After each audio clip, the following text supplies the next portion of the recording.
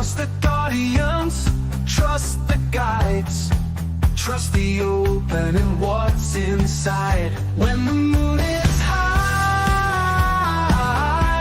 it's time to fly. Open your mind, let it all unwind. Let's get disengaged, time to engage.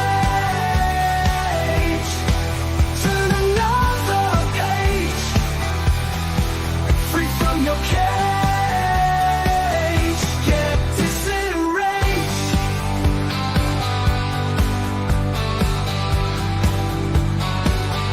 When you feel like you've had enough and the week was busy and tough, you need a break, you need some fun. You need to take time from the run. We'll blow your mind. We're just in time. Seek and ye shall find. Time to unwind. Let's get disenraged.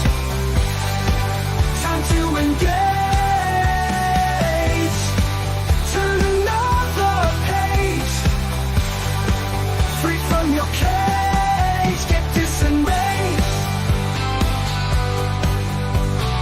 Aliens, ghosts, spirits and shadows, spirituality, ultra reality, the Bible, the pagans, all the conspiracies, tarot, astrology, and alternate history.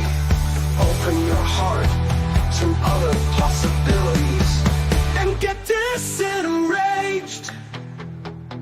Time to engage. Turn another page, free from your cage.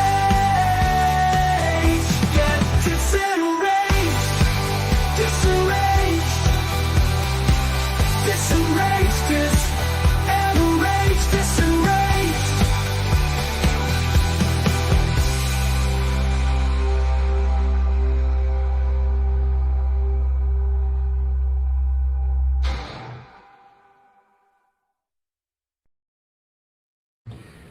All right, what's up, everyone? Welcome to DISENRAGE. We got Jennifer in the camper. What's going on, Jennifer? Hello, yes. Coming to you live from, we are in Gatlinburg. Camper is this way. Look at this. That's a nice camper, man. That is a nice fucking camper. That is a nice camper. It better be for the price. Look at the counter space. Ooh, No, that is a legit camper. Are you decent? I'm turning the camera around. Husband's getting ready for bed. Yeah, tell him not to be naked on the internet. No nudity on the internet. There he is. I can see him. Ah, Mr. Jennifer, no. Yep. So yeah, this. Oh, he just turned the lights on. And he wants me to do the camera with the lights on now. He's showing. Oh, he's gonna show off with the. Okay. Yeah. Okay. Let's see him. Let's see him do a post. We're waiting. There he is. The man himself. The man. The myth. There's the dogs. So this is beautiful. I don't think I realized how nice this fucking camper is, Jennifer. This is like nicer than my first apartment. Like it's. I know, right? Fold out queen size couch. No. And then these are double recliners here, theater seating. And then he has to show this off. Hang on. Hold on. I have to do the camera and I are not getting along. There we go. Do the fire, honey. He's doing the fire. The fire's cold. Oh my God. This actually might be nicer than my house, my current house. This camper might be nicer than my current house. Like legitimately. Oh, turn the upper lights off so we can see it better, babe. W camper. Yeah. Look at the fire. Look at the purple fire. Change color. It changes colors. Awesome. That's so cool. He's getting right. Wait, just hit the phone.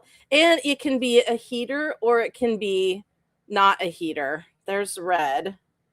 There's one that does like miscellaneous. It goes through. There's the blue. And then that's the purpley one.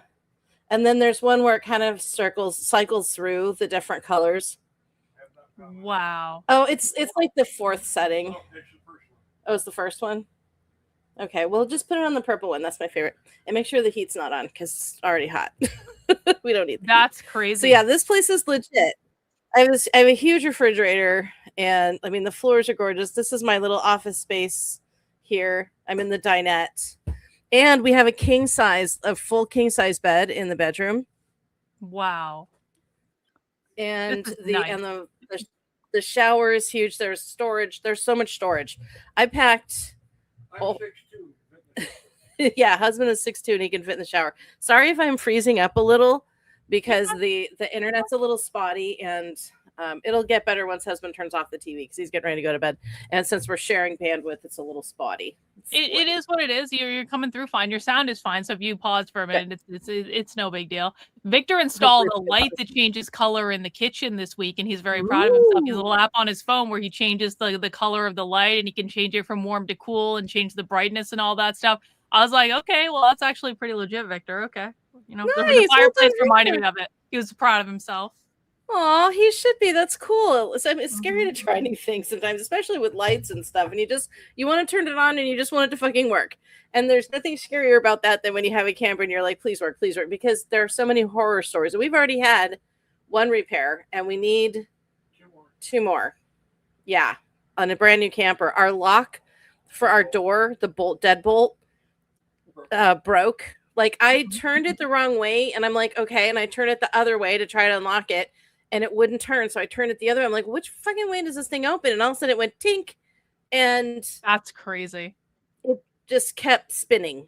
And I couldn't. Uh-oh. You're fine. Just keep talking. Yeah, it kept spinning. So the lock is broken. So we had a guy come out. Okay, good. Sorry. So we had a guy come out and he drilled the lock for $400. Thank you.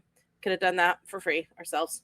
But we have to get that repaired. And then we have some there's I don't know what, like a flashing that protects the slides, that when the slides go out, it kind of keeps them. It's like a rubber what, dear? Waterproofing. Oh, it's like a rubber waterproofing thing that goes all the way down. And one of them is folding in and it ripped off halfway. So that's fun. So we have to get that fixed already. But, they make these new campers super, super cheap and chintzy and of lightweight bullshit material. And so you just kind of have to go. Thankfully, we have a 3-year warranty. We have a really boss warranty. Yeah. Yeah. 1-year manufacturer, 5-year. Husband is helping. Mm-hmm. Yeah. He means well. Bless his heart. We have all the warranties. Yeah, with love. So, but yeah, so we're in the beautiful Smoky Mountains, and it is fucking incredibly gorgeous where we are. This campground is the most gorgeous campground I've ever seen. There's lots of alien activity in that area, Jennifer, in like Tennessee and Kentucky. Lots of alien activity out there, I've heard. And Sasquatch. I'm going to see if I can get a photo over to you so you can show. Yes, Sasquatches. Have you seen a Sasquatch? Put it like a picture. No, not yet. I haven't seen any squatches, but I wanted to show. Let's see. This is maybe this one. I'm gonna see if I can't shove this picture over to you. Hang on, I have to download it. I'm gonna send it to you in Discord so you can share it. Oh, okay. I'm gonna send you a couple. Hang on, because they are so. I meant to do this before we got on, but I'm like. It's just been so freaking crazy with trying to get dinner together tonight, and this will work. Have you seen any monsters or any you I know you excised someone's house in Florida. Yeah. Have you seen anything going on in Tennessee, like monsters or aliens or spiritual things or anything like that?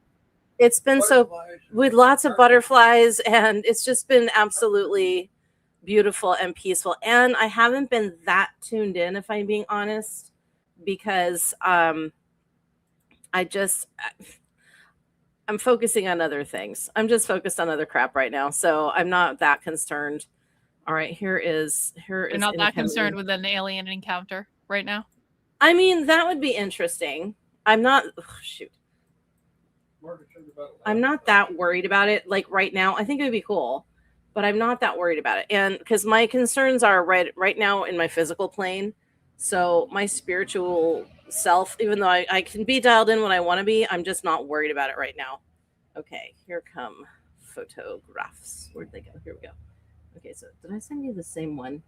Oh my God, hang on. You haven't sent me anything yet. I have it up. I'm ready to go. I'm trying to get there. Oh, I think I did send you two. Well, no, I picked out 2 photos. Okay, no, they are different. I'm just making sure they weren't the same fucking photo because that's exactly what I would do right now. Okay. Here come both of photos to Discord now. Okay, I'm waiting. I can see it. Upload, I have upload. Almost have there. it up. You're 90% now. You 95% now. You 99% now. You're Chinese all of now. a fucking sudden. Yeah. Okay. Yeah.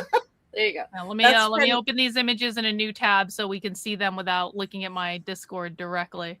Don't show us your porn, Karlyn. Yeah, I just don't have any porn on this particular computer, so you don't have to worry about it. All right, what do we got here? That's the exterior of our camper. It's my husband's truck. Camper. Wow. That's my kayak sticking out of the back there. But this is where we are. This is how beautiful it is. Wow.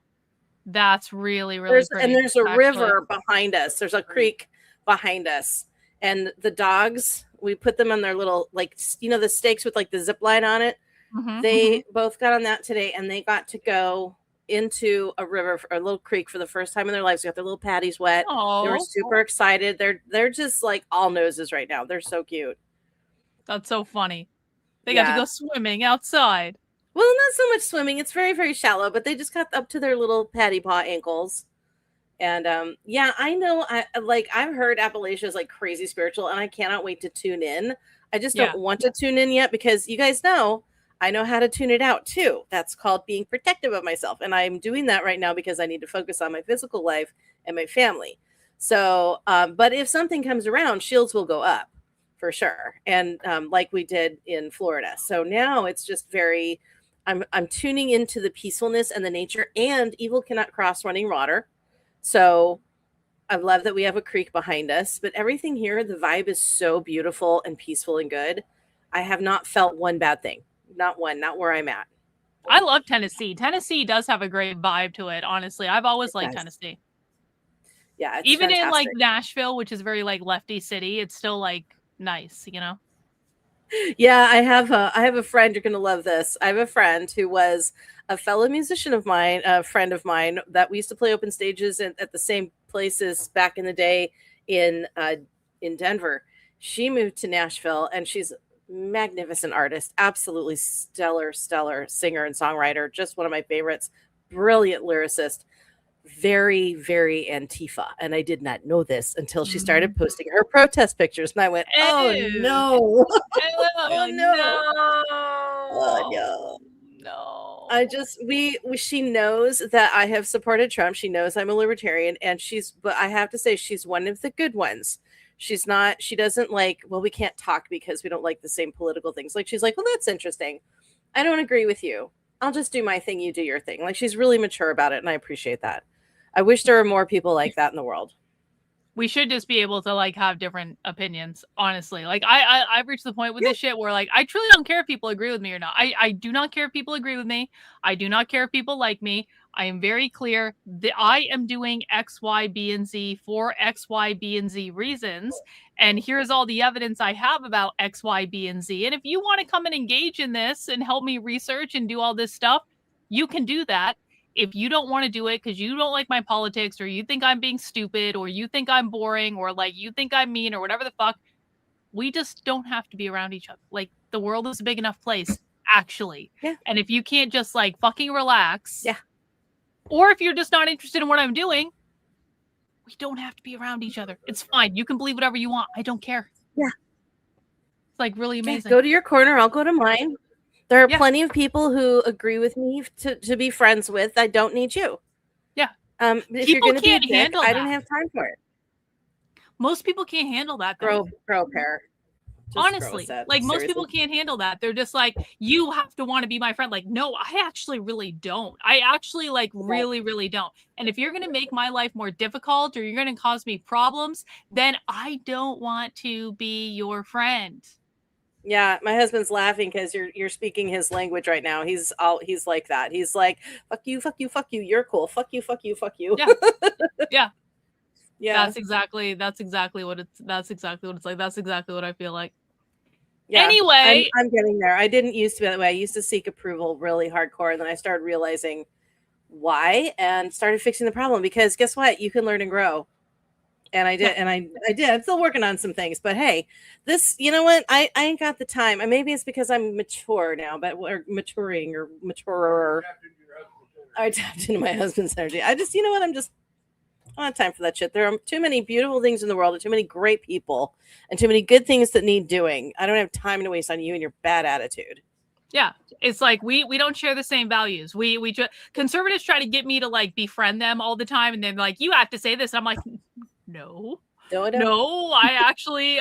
really don't. And they're like, well, you should want to grow your audience. I'm like, I'd love to grow my audience with the right people, not with the wrong people. I did that in 2020. We played that little game in 2020 when I grew my audience with the wrong fucking people, and then I ended up getting massively canceled on the internet and gang stalked for 2 years of my life, and conservatives tried to fuck up literally everything I was doing. I've gotten far more death threats and physical attacks from conservatives than I've ever gotten from the left. And it's like, you know, with friends like this, who really fucking needs enemies, right? But you know, I mean, like in retrospect though, like the whole gang stalking thing and all the bullshit I had to deal with from people when I cultivated the wrong audience and the wrong, like, quote unquote set of friends or what it was. It's like that's why I don't truly give a fuck today. I truly don't give a fuck.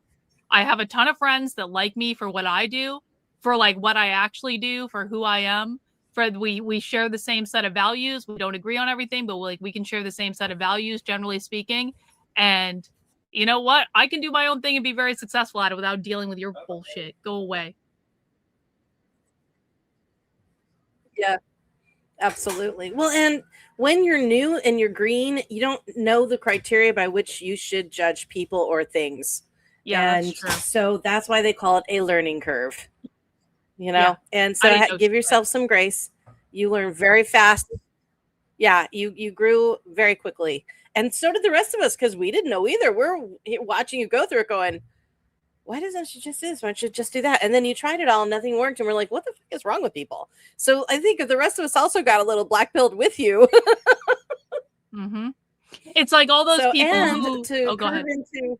Go ahead. Oh, to curve into a little bit of tonight's subject, you're going to see David Wilcock actually went through a lot of what you're talking about and a lot worse, to the point where it may have caused his end of life. Yeah.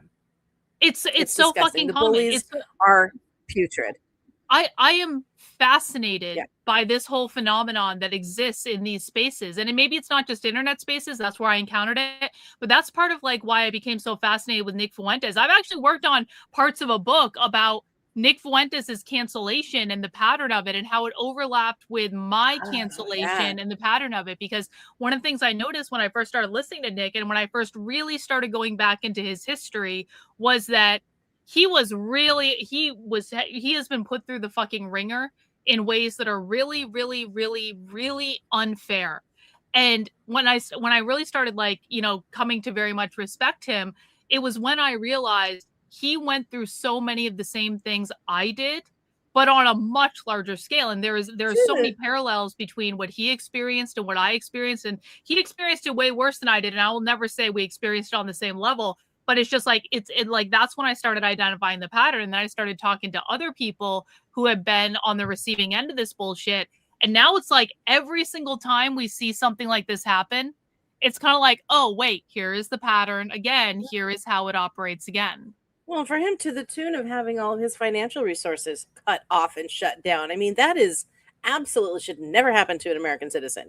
Yeah, I am shocked. To this day, I can't believe they would do that to a little guy who's just streams and talks loud and says things that you may not agree. I can't wrap my brain around it. I just simply cannot.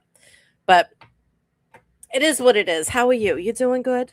I'm doing great. It's May Day week. I'm going undercover on Friday in a secret, undisclosed location. I have a great outfit picked out. I'm really excited about the outfit I'm going to be wearing. It's very, very different than what I've done before.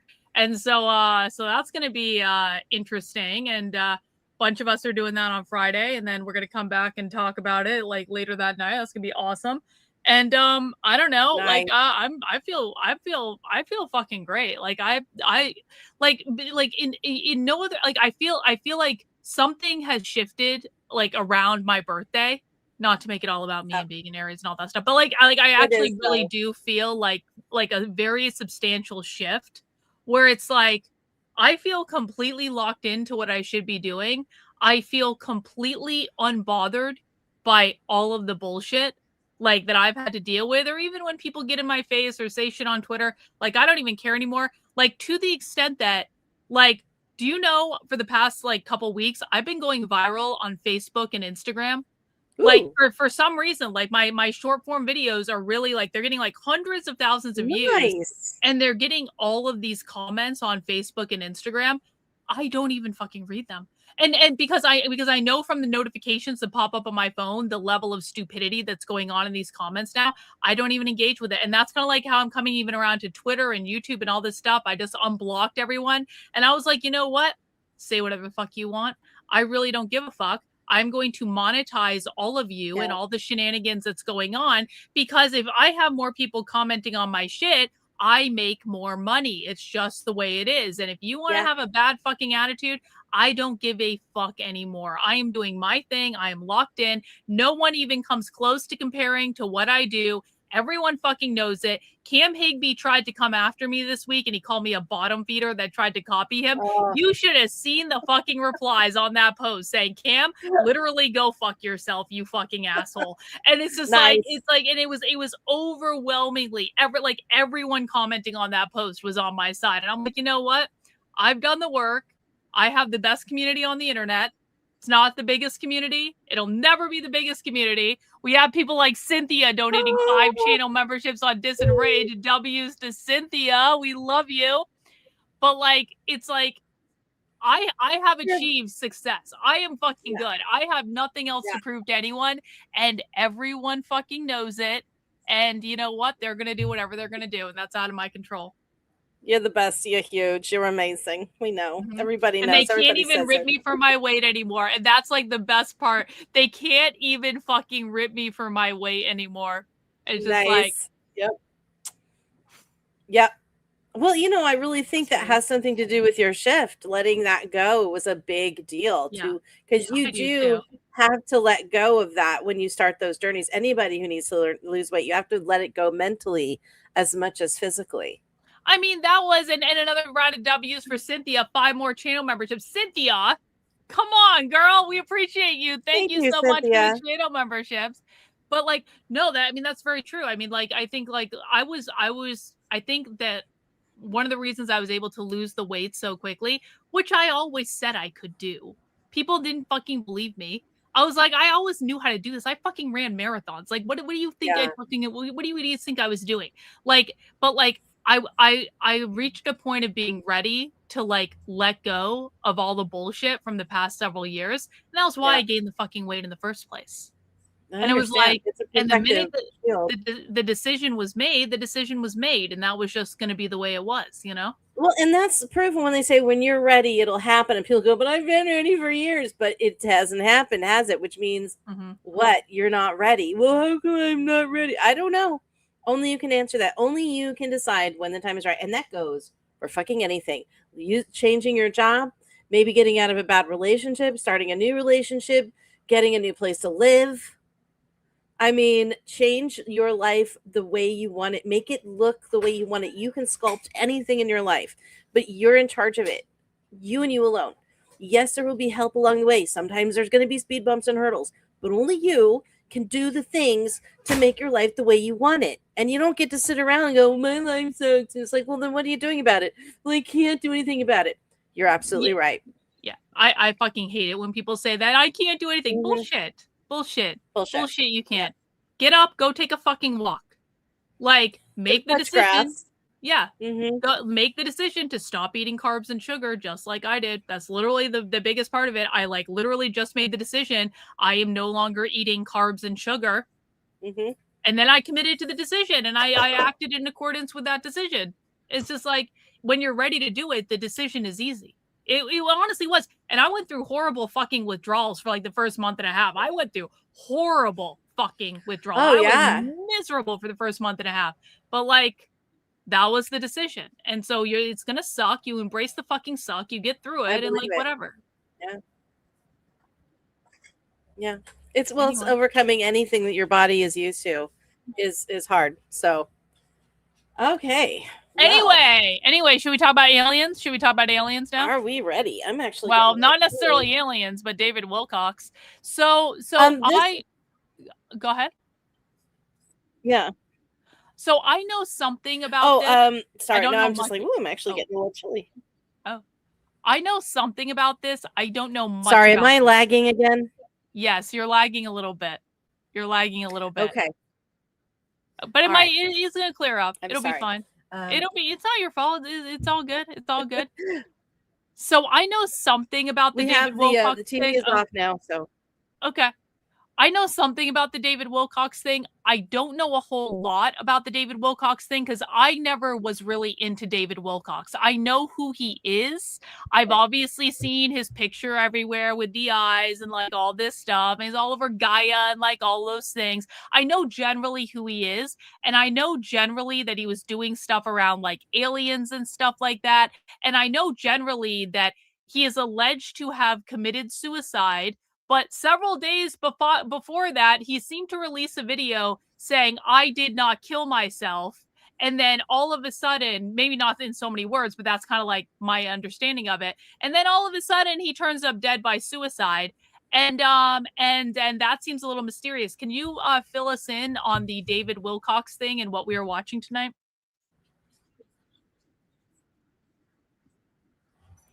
Yes, I can. So first of all, this is about more than him. He is, to me, this kind of was a cherry on top.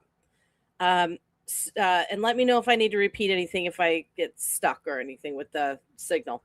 Camp Wi-Fi, hashtag Camp Wi-Fi, y'all. So there have been since 2022, so in the last 4 years, 15 missing or unalived scientists and ufologists. The peak year was 2025. There was like 8 or 10 people. And this guy, no way. Joseph Tittle, he will go through the list at the very end of the video and talk about, and people are leaving their phones behind.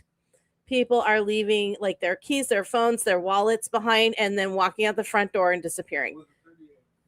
The couple have had guns with them. There have been some who have unalived themselves in the same manner as Mr. Wilcock. And in other words, they start acting a little crazy and then they just pew. There's one gal who claimed that she was attacked by an energy weapon. She had burned hands to prove it. She said it came through her window, burnt her blinds and her hands as she was sitting working on her laptop. And then she was unalived a few months later after she said, if I am not here, it is not because of me. I do not want to do that.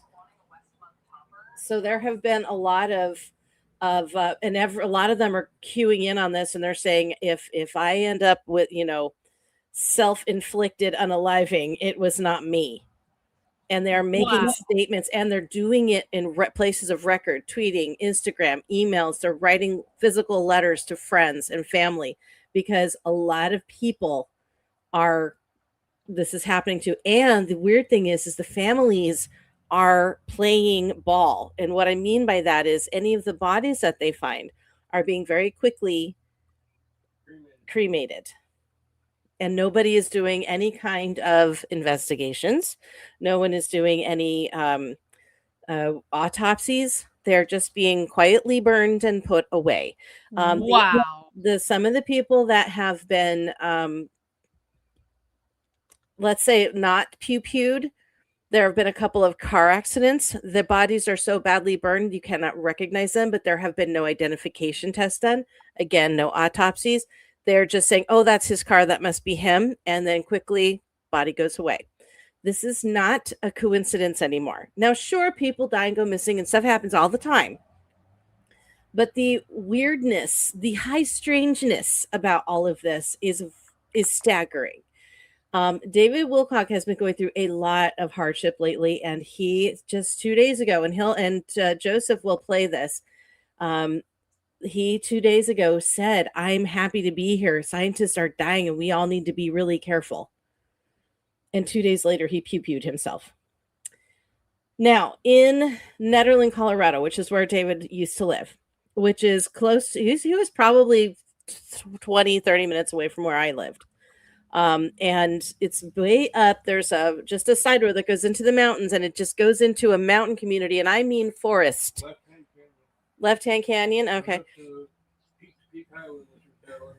Yeah, so it's a very forested neighborhood. People live in the backwoods there. They don't live off the road. There are long driveways with lots and lots of trees. There's a lot of bear activity and cougar activity up there, mountain lion rather. And people in Netherlands go there because they want to live the mountain life, but they may have to commute into town for a job. But they go up there. A lot of times they can't come down in the winter because it's very snowy. So you go up there usually because you really want to be isolated. And David has been trying to expose a lot of the dark shadow government stuff, the reptilian stuff. He worked very closely with one of his best friends is Corey Goode. We did a show with Corey Goode, showing he's the one who was, as a boy, recruited for a Martian program, fought Martians on Mars, sent back to Earth, de-aged. It was like a very strange, crazy story. I don't know if I believe all of it, but I like Corey Goode generally. And there's just a lot of stuff. But he and David Wilcock got notoriety by starring in Ancient Aliens. When it first started out, he was in, I'd say, the first 10 years of Ancient Aliens. He was kind of their go-to mainstay dude. Because he supports the whole Atlantis, Mu, Lemuria, Ancient Aliens, Anunnaki. All of that is his jam. And he also... there are people who think he may have been, if not fully the reincarnation of, but partially reincarnation of Edgar Cayce. No way. Yeah, and he even looks like him. So he tried very hard to kind of learn the lessons of the life and not give too much of himself. But here towards the end, he got very, very depleted. And there have been a lot of people his name wrong in the stream. Okay. Yeah, I spelled his name wrong in the stream. Whatever. Okay, whatever. Wilcock. Yeah. It's one of those names. You're like, okay, we're not 12. Yeah, we are. Okay. Yeah, we really are. Okay, I'll change it. I'll change it, you assholes. Calm the fuck down. Jesus. Go ahead, Jennifer. Sorry. Hold on one second. Husband is going to bed and asking me a question. Listen, I made the fucking stream thing quickly as I was doing something else. Everyone fucking calm down, okay? Calm down. I'm fixing the fucking thumbnail. Whatever, you assholes. It's actually a common mispronunciation. Now, it's more flattering with the X. I think we can all agree. It's a much more flattering name with the X. It is cool. He did leave Ancient Aliens a little bit ago. He got into the Law of One very heavily, especially during COVID. And that's where I kind of stopped following him, is because I'm not a big fan of the Law of One. Is very interesting, but it's one of those hive mind things. Like once you pass away, you go into the hive mind kind of a thing. And all these beings represent this thing. And then they speak as one voice. And I don't like the whole join us, it'll be fine here. Is that like the whole end of At Childhood's End, when everyone gets sucked into the higher mind of the universe or whatever? Kind of, yeah. And I don't care for that. Although I think that particular entity actually absorbed everybody physically and spiritually, whereas this is more of the end game. After you die and you go through your end of life stuff and all the things, you will then join us in the hive mind. And I don't think that that's the only choice we have. I'm certain that exists, but I don't think it's the only choice we have after we pass away. And so it makes me a little uncomfortable to think that someone might say that this is what happens. Like, no, I didn't think so.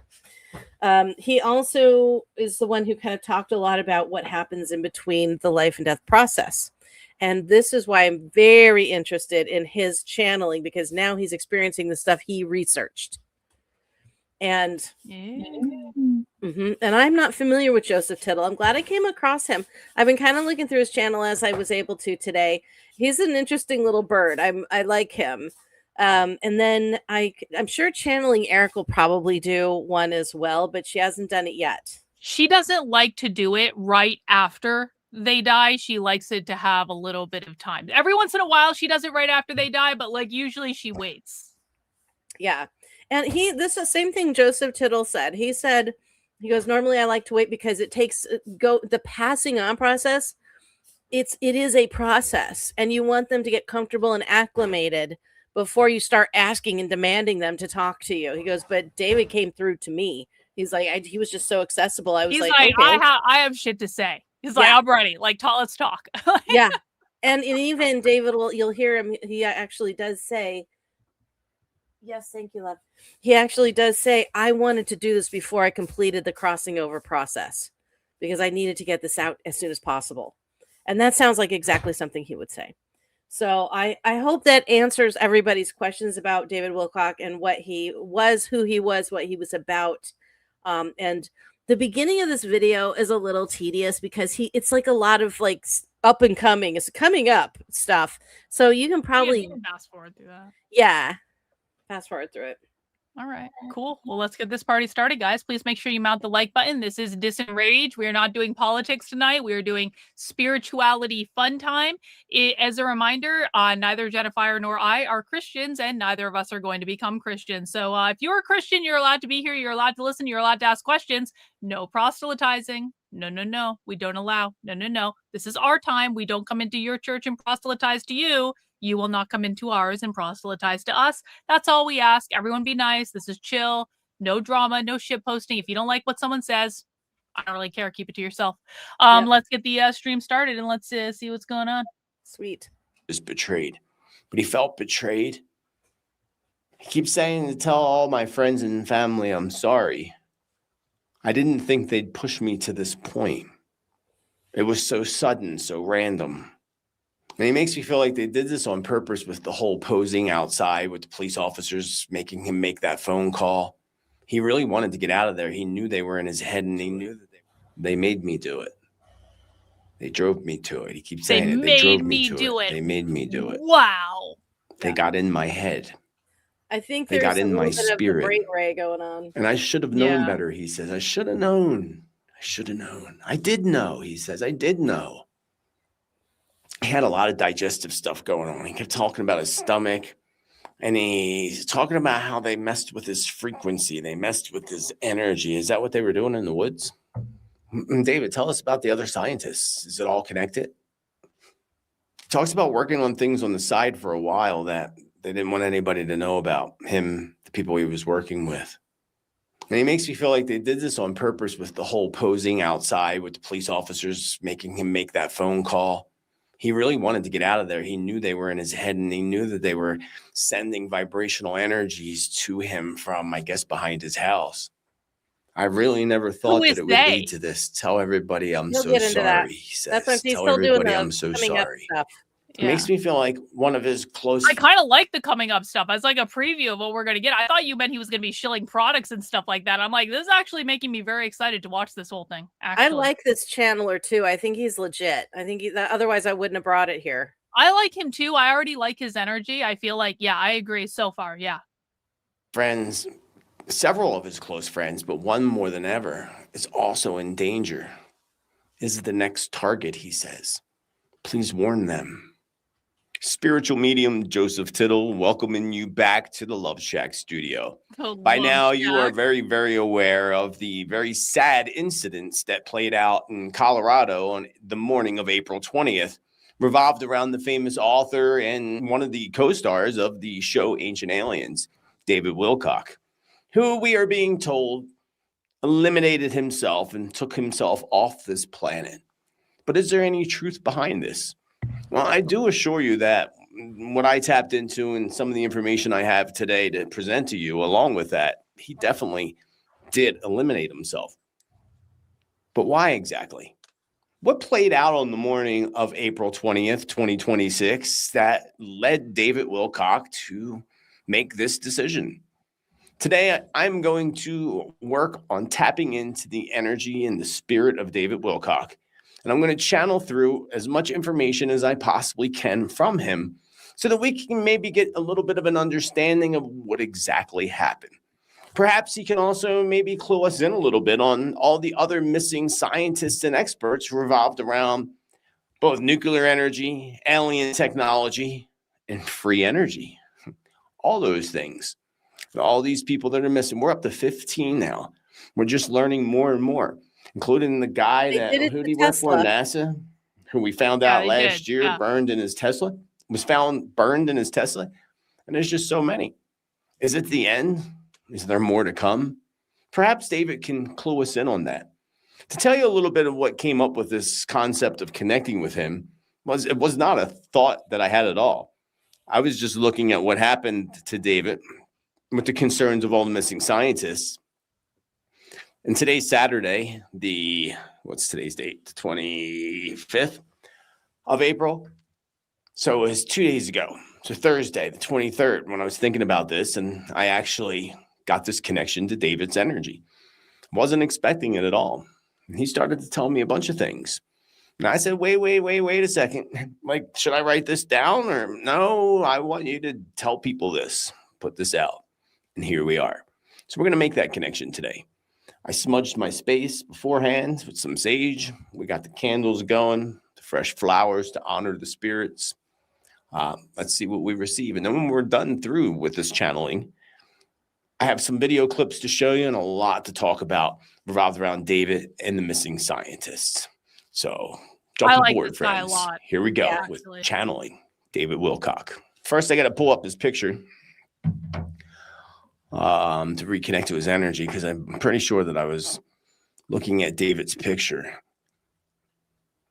and thinking about this, or maybe actually it was a video I was watching, and then I made that connection on Thursday night and got all that information about him. It was really interesting.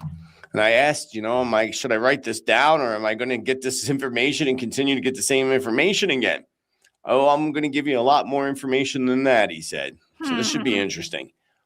So David Wilcock, Netherland, Colorado, April 20th, 2026. You just pull up that picture. All right, it'll take me a few minutes, so there'll be some cuts and edits here before I get into my mode. And sometimes you'll notice that I do rock a lot back and forth. That keeps me into my trance-centered state of consciousness. Away we go.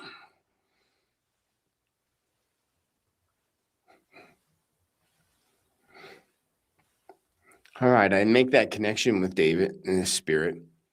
First thing he goes to is telling me, thank you for doing this. Thank you for doing this. Tell everybody I'm so sorry. Tell everybody I'm so sorry.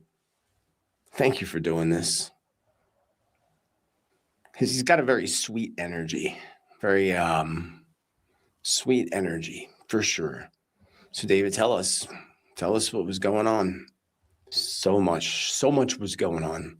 So much that people just won't understand what was truly happening. So the big question, David, really is, did you do this? Or many people think that you're still alive. People think you may have faked your passing. No, definitely didn't do that, he says. No, I'm sorry. He keeps saying, I'm sorry. Sorry it played out this way, but they got to my head. They got into my head. They got to my head. They got into my head. Who's they? So many. What happened, David, on April 20th? When I first woke up, I felt fine. Just a little odd because I haven't been feeling well for quite some time. Lots was going on with my health. Lots was going on with my blood, constipation, just all kinds of health things. My vision was a bit more blurry that morning. So he was having problems with blurred vision. Uh-oh, hang on. You ready for a dad joke? You ready? Oh, no. Oh, Murphy. Everyone ready for a dad joke? Why did the ketchup blush? He saw the salad dressing.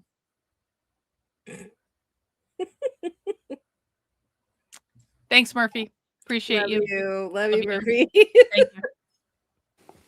That was Then he takes me that he was reading things on the computer. Probably shouldn't have done that, he says. Probably shouldn't have done that. Probably should have just went outside and connected. Sat on my porch, had some tea. Should have just went outside. I should have sat on my porch. I shouldn't have went online. I shouldn't have read those things. What things? What things, David? What things? He was getting a lot of... What did we say? What did we say? No. No, we are not Christians. We don't believe in your bullshit. No. If you don't want to watch it, you don't have to be here. No, none of that. Threats, a lot Piss of off. demeaning With love. messages, Love. demeaning his energy, affecting his vibration, pulling his vibration down.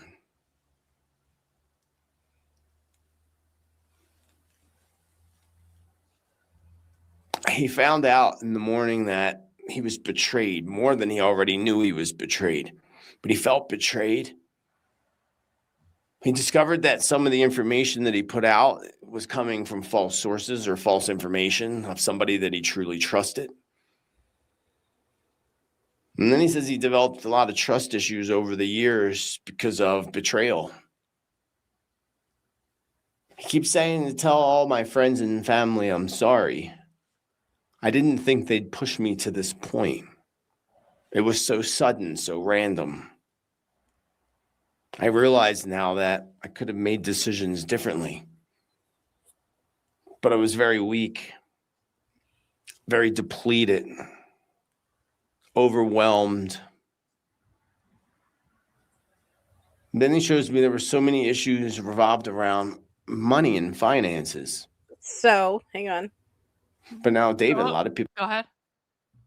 Something that has been coming up a lot lately that I've been saying to people lately is when you are tired or ill or isolated and lack support, that is when like the spirits come, or the shadow government, or the whoever is after you, be it spiritual, physical, political, or enemy, friends, frenemies, enemies, people come for you. And when I was doing that clearing for my friends in Florida for their house, and they were like, why is it, why is it making us so tired? Why is it doing these things to like get us all upset? I'm like, because it's weakening you. Like, why is that important?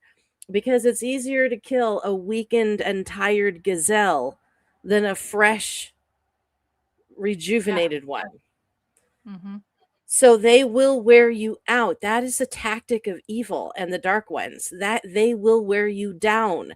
So if you find yourself wearing down, you must find a font of rejuvenation somewhere, some source that rejuvenates you, or you will be vulnerable to attack. It will continue to get worse and you will spiral.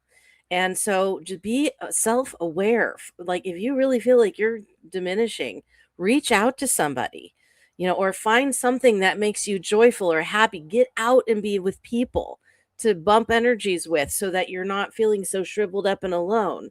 But that's one thing I think David was kind of missing. He got to a point where he was so paranoid that he wasn't around people anymore. I don't even know if he was going to the any of the UFO conferences anymore or anything.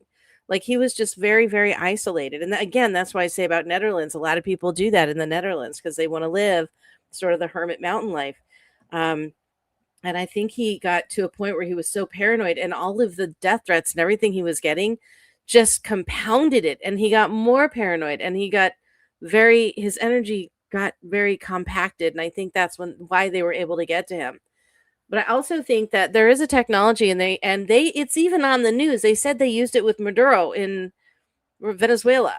The brain ray shit that they fire at people that confuses them. And this technology is in use by our own government. And I believe that's part of what happened to him. I don't know if that was exactly, but David does talk about it. He doesn't say, the confusion ray or whatever, but it's very interesting what he does say. And I do love it. And I don't think it's wrong. So anyway, but I just had to get that little 2 cents in about pay attention to yourself. If you're feeling depleted, find nourishment, please.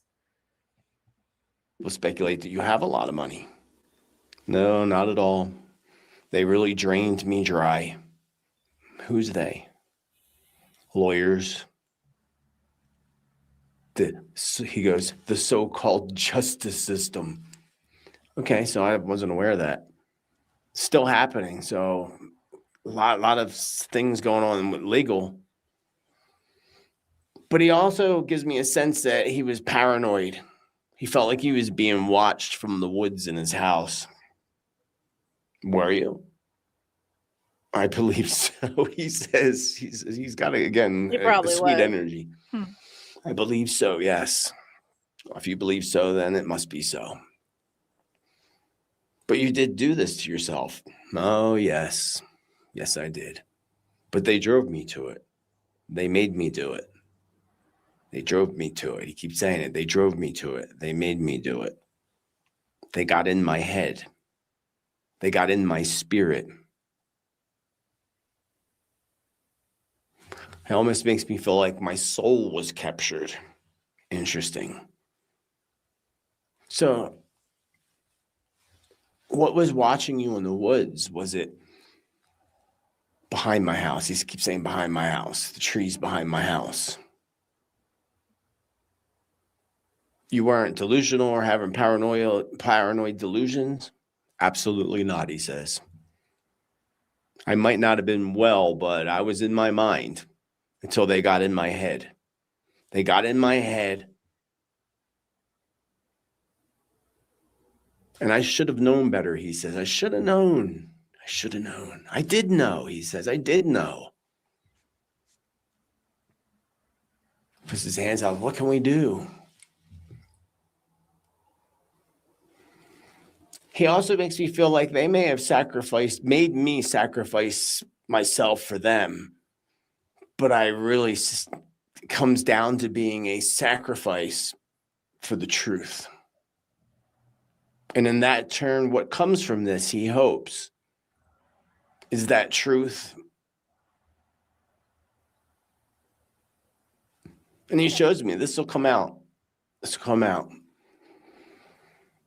There'll be much, and he's honored by this now that he sees this, that there will be things that'll come out that will bring out all this, but that will show the threats that he was receiving, the constant bullying that was happening to me, he says. Constant. And, a person, he says, can only take so much of that. Oh, I agree. A person can only take so much of that. I didn't know what to do. It was so sudden and random. They were in my head.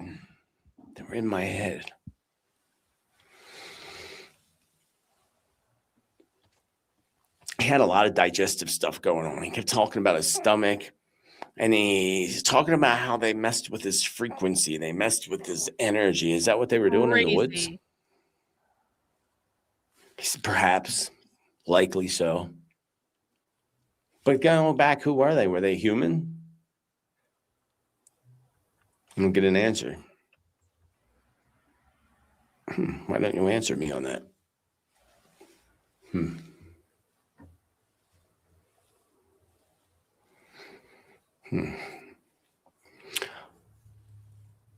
There's something he keeps talking about. He hid something in the house, some evidence of some sort in the house downstairs. Somebody should know where that's at. A good close friend of his. This will come out too in the future. Some other things that people aren't necessarily aware of, things that he kept because he was afraid to share. He's showing me things related to anti-gravity systems. Is this, David, tell us about the other scientists. Is it all connected?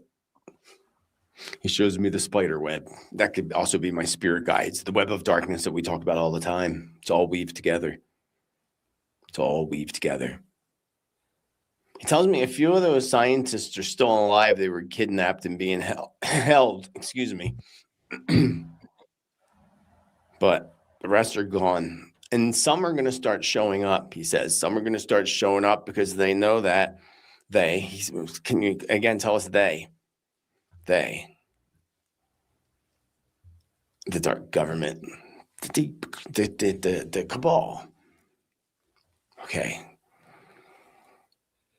So some of these people that have been missing, they're going to start showing up soon because they know that they need to have these bodies show up for some reason. I don't know why, including the general that went missing in New Mexico, he's giving me a feeling was still alive for a while, may still be. When they're done with him, he'll be one of the ones that will show up. Gone, of course. And they also keep showing me things related to like Nikola Tesla and free energy. So there was some knowledge and wisdom around that they were doing. Of course there was. Oh, Talks about course working on there things on the was. side for a while. Well, that they didn't want- everybody, Go ahead. everybody, literally everybody who comes up with and I think we've talked about this before, who comes up with an alternative energy source technology of any kind, engines that run on water or hydrogen or fucking whatever, all that stuff always gets buried and those people always disappear or go completely dark every fucking time. And some of them jump out of hotel windows randomly. That's happened too. All kinds of stuff. Like if you are approached after inventing something, this is why I say, like, if you invent something that's that profound, don't tell anybody but like all of the media networks all at once at the same time.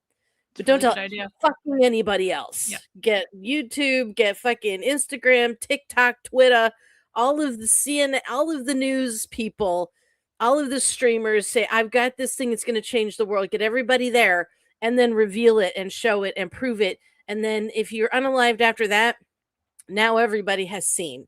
And it's not just you going, you know. I agree. It's a good idea. They don't want us to have nice things. They don't want us to have free energy or cheap or green energy. They don't want any of that. They want us all rowing the fucking boat while slapping their gums about how much they care about the planet. Mm-hmm. I agree. Can't be dumb when it comes to this stuff. Just like assume every single person is evil, honestly, because most of them are. Yeah, real. I want anybody to know about him, the people he was working with, for obvious reasons and as to what happened. They don't want that information out. They want to control that information. They want to have us fear things so that they can throw the opposite at us. For example, like a fake alien invasion of some sort. When he says they are the aliens. They are the aliens. They are the aliens. Like the reptilians. And get a nod. The reptilians mentioned. I still feel like we need another more in-depth show on the reptilians, if I'm being honest about it. The last show on the reptilians wasn't really about the reptilians. It was about something else. So we need to do that at some point. Sheik says Trump's grandfather was the one that raided Tesla and got all that paperwork. No shit. It was his uncle, actually, John Trump, his uncle. Wow. Yeah. Wow. What do you know? Just went off. You went off there. But yeah, he's the one who got all the paperwork from Tesla's lab once Tesla died, and they went and took all his stuff and disappeared it. His uncle took it. And I find it very interesting that is within the Trump family because nobody knows where it is. It like John took it and it just went bye-bye. It's gone. It's disappeared. It's probably in the family somewhere. What do you know? What do you know? Might be why they're kind of sort of untouchable. Might be why. Yeah, exactly. Might be why they're actually running the world right now. Might be why. Maybe. Mm-hmm. But he hasn't released anything, and he's playing ball somewhere. That Trumpy. Man, you never trust Trump, man. Trump's gonna fuck you over every time. He keeps again talking about his stomach. I had so much wrong with my stomach. My vibration. He makes me feel like they were like vibrationally attacking him, vibrational wise. Then again, he keeps saying they got in my head like a demon. Oh, look what I have. So it's this David booze. You're so lucky you can drink booze. I'm not drinking right now. Oh, I have to. I have not had a drink since actually the No Kings protest. I had one single beer in South Station in Boston when I was waiting for my bus home. So, oh my, yeah, this is Bird Dog peach flavored whiskey, and it is delightful. Even my husband liked it, which is hard. He is hard to please. He is a man of good taste. He's a snoot because he makes his own. Mm-hmm. His is the best, and nothing compares. Technology, or was it demons? He says both. And he keeps showing me aliens, the reptilians. Reptilian brain ray. He's okay. He keeps talking about being with Eric and a few others on the other side. I don't know who Eric is. I don't know, again, a whole lot about David's personal life, but he keeps saying, I'm with Eric over here. Boy, we've learned so much more since we've gotten to the other side. And I'm like, no. I know. I thought the Daniken, same thing. I know. I thought the same thing, but I was like, that's not right. That's not right at all. Yeah. No. Eric has enlightened me a lot. Eric, I feel like I know this person. Is this somebody from Ancient Aliens? Yes. Yes, he says, yes. There's 4 of us up here, he says. 4 of us together. From the show? Nods, yes. Oh, what was that guy's name? So I know who you're talking about. Eric, isn't it Van Dant? Something like that? Nods, yes. It was like watching a conversation. He It's passed so cool. away? I really love this. Yes, like he his nods feeling again, style, yes. You got a very sweet energy, David. Sweeter Yeah, than I Melinda actually Nick expected, Pope. so, Mhm. you know, just got to mention that. And the money. He keeps talking about the money and the money. They stole my money. They took my stuff. The lawyers and others, he says, and others. So that's why you were always asking for donations. You needed help. Yes, he says, yes. Oh man. He had a hard time doing that. He was so broke. But you Because have he to was do what you fighting have to do, he lawsuits says, to constantly. survive. I really never God. thought that it would lead to this. Tell everybody I'm so sorry, he says. Tell everybody I'm so sorry. My friends. And that's like hope they- that's one of those things I really had to get used to online, is like asking people to give money. It's like it's not as easy Yeah. as people think it is. Like people can say a grifter all you want. Like no, if it is easy for you to ask for money from people, then you are a fucking grifter. If it is not easy for you to ask money and you have to learn how to do it, it's like because you have to survive somehow. You Yeah. have to survive. Like it's not like if you don't ask, people are much less likely to give. This is like basic like fundraising 101, but it's also like learning how to receive love and care from other people, because online people give money because they're giving love. It's like why I got super chats when I did the stream about my dog dying. It wasn't that people were Oh, paying me yeah. money to do a stream about my dog dying. It was because they were showing their love by giving money. And that's the Yes. way that they have best to do it on the internet. And it's like, but like being able to receive love and receive care from other people and knowing that you're worthy of that and that they want you doing what you're doing and they are willing to support you for it. That's like a whole other mental game of fuckery that you have to navigate when you're doing stuff like this. Yeah, sorry, everything froze for me for a minute and it's back now. But yeah, it is hard to do. And I, even as a professional in my writing community, it is hard for me to say this costs money, because I want to give. I'm a giver, and I want to give things. I want to give the information. I want to give help. I want to support. So it's hard to go, you owe me for that, because to me, it's a service that I love to do. It's not like, well, I'm not going to help you unless you pay me. It just hurts my heart, But then when I look at it as being a professional at it, that helps me a little more, and I'm getting better at saying it, but it still is weird. It's still weird. Yeah. Well, it's like, I wish I could just do everything for free, and I wish I didn't have to beg people to give money and YouTube channel memberships and like all that stuff. But like, I finally feel like I'm at a place now where people are doing it like really, really like willingly, and like they're being so generous about it. And it's like, Yeah. I do have to ask and I have to beg sometimes to cajole, and sometimes I have to bribe people and say, we're not doing this unless you pony up, you fucking assholes. Like sometimes I have to do that, but it's also like, it's so much easier now to be able to focus on doing the right things and trying to create the best content. And I'm not always perfect at this because I'm still figuring it out too, but just like I cannot accurately articulate how much easier it makes doing good work that I think is good for the audience, when you just literally don't have to worry about, how am I going to pay my mortgage? How am I going to pay my bills? My car is about to break the fuck down, and I need a new fucking car. And like, you just don't have to worry about it. And then you can put more energy onto just creating good work that people want, it makes everything so much fucking easier. I agree. And Sarah with an H said something very important, that it's energy exchange for your work. Payment is. Mm-hmm. And in fact, there was one of the last shows that I played at as a musician singing. I did a concert at a pagan festival. I think it was I want to say it was an Ostara festival, but I'm not entirely sure. I think it was though. And when I finished, a guy came up to me and he goes, "Can I give you some green energy for one of your CDs?" And I was like, Oh, green energy? And he was like, money. And I'm like, I love that. It was like, so green energy. Yay. Yes, absolutely. They're $10. Here you go. You know, it was just very cool. It was really cool. I love that. I love that. I love it. Hey, we got a channel membership from Derpy Dan. W's for Derpy Dan in the chat. Thank you. Thank you. Appreciate that. I love that name too. That's fun. That's fun. They get this message.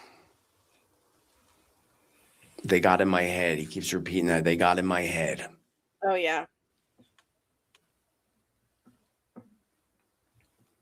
Almost like schizophrenic, but he wasn't schizophrenic. Mm. They were screwing with his vibration. Man. And he makes me feel like they did this on purpose with the whole posing outside with the police officers making him make that phone call.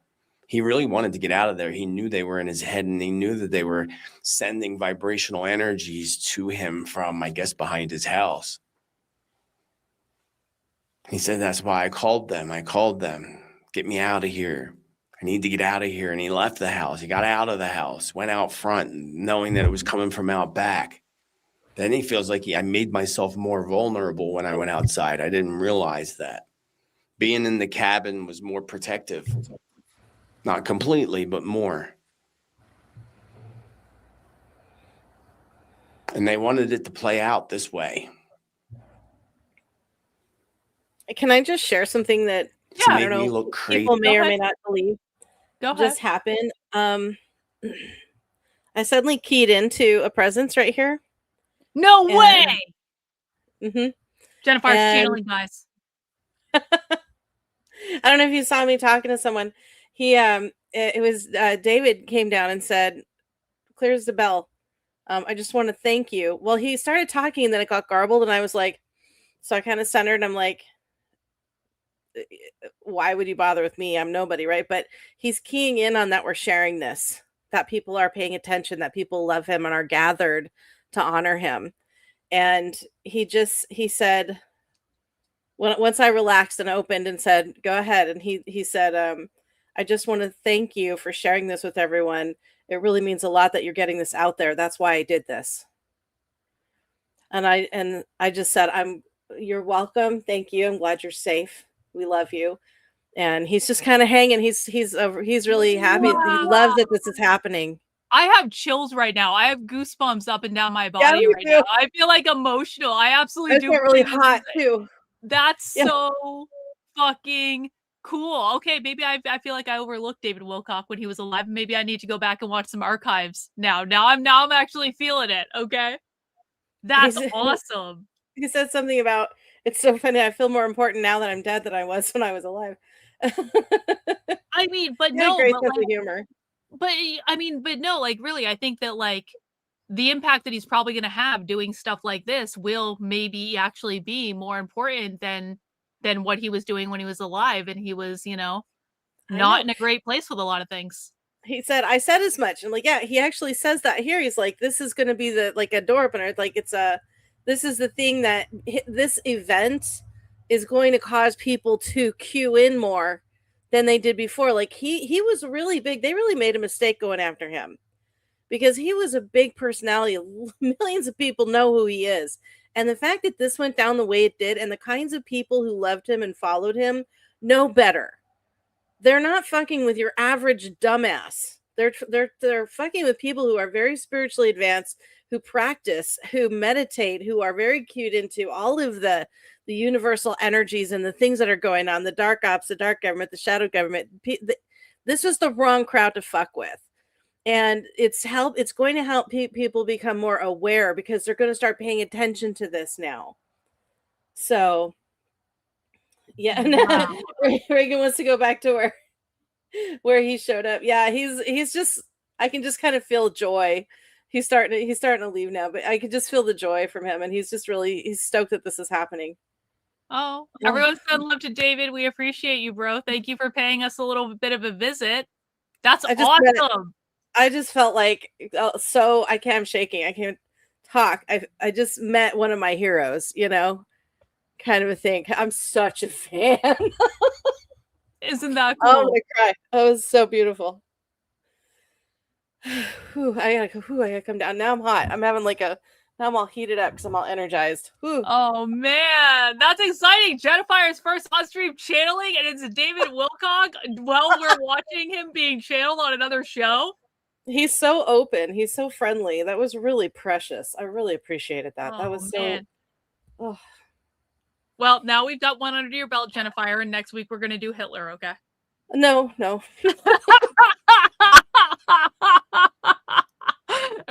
thank you, Karlyn. No.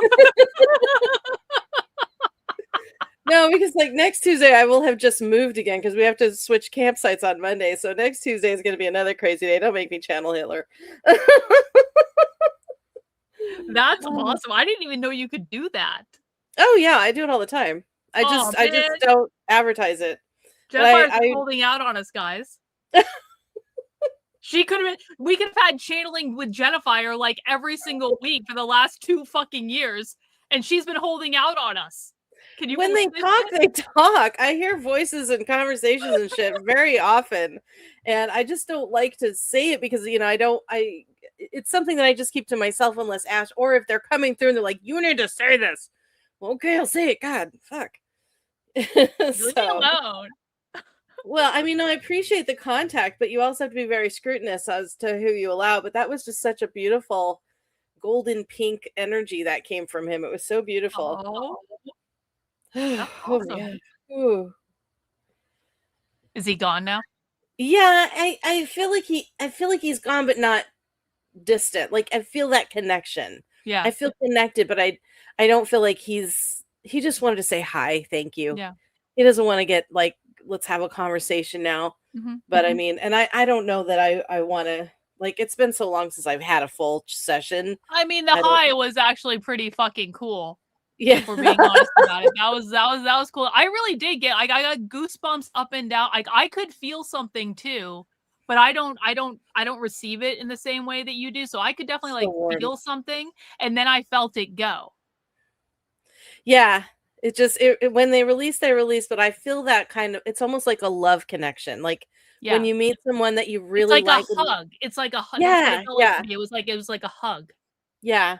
He's so sweet. And I knew he was. Everyone says he's so nice, but sometimes it's don't meet your heroes because you think they're one thing, and then you meet him, you're like, what a dick, But yeah, no, he's the real deal. Yeah, that was super cool. That was super. Cool. I don't know if I'm gonna get over that. W's to Jennifer in stream channeling win. I need to ground and center. Let us know when you're. I won't start again until you're ready.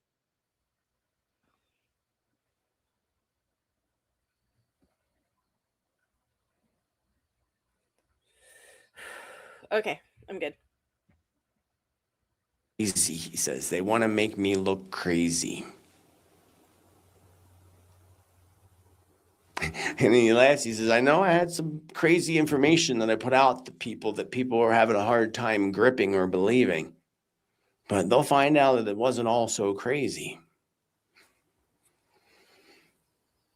Although he does say some of the information, this is what really clicked, when he found out that some of the information he was being fed was false information. And then he feels bad about that. Diddlix. Oh, I'll take care of it. He keeps saying, I hope that people will utilize the powerful meditations. Well, I know you wrote books, but meditations, where are those? On my YouTube channel.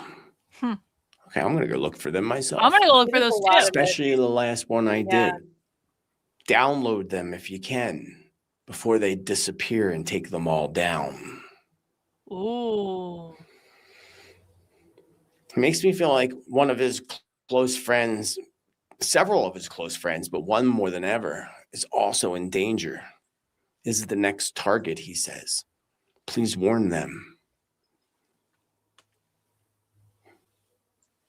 And he talks about protecting the head from the voices, like a tinfoil hat, like a Faraday cap, he says. Oh, I forgot about those. Faraday cap.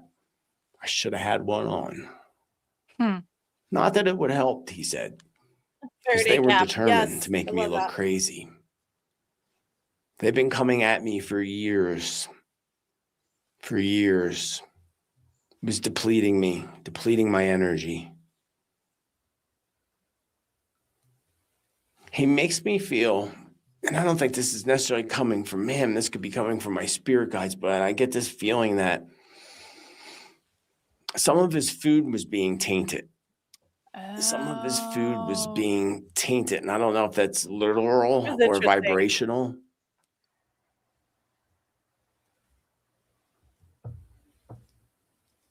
That's not good. He says, no, that's not good. He says, I hope from all of this that this will bring forward the truth of my legacy, the truth of the last 5 years of my life. It makes me feel it was like right before COVID, I guess 2019, they really came at me hard. That's when things started to dwindle. I thank all of those that loved me and supported me through this. And he keeps saying, tell them I'm sorry. But in the long run, this is going to bring out more good in the future. He feels that my sacrifice, self-sacrifice, and with their cabal, the dark government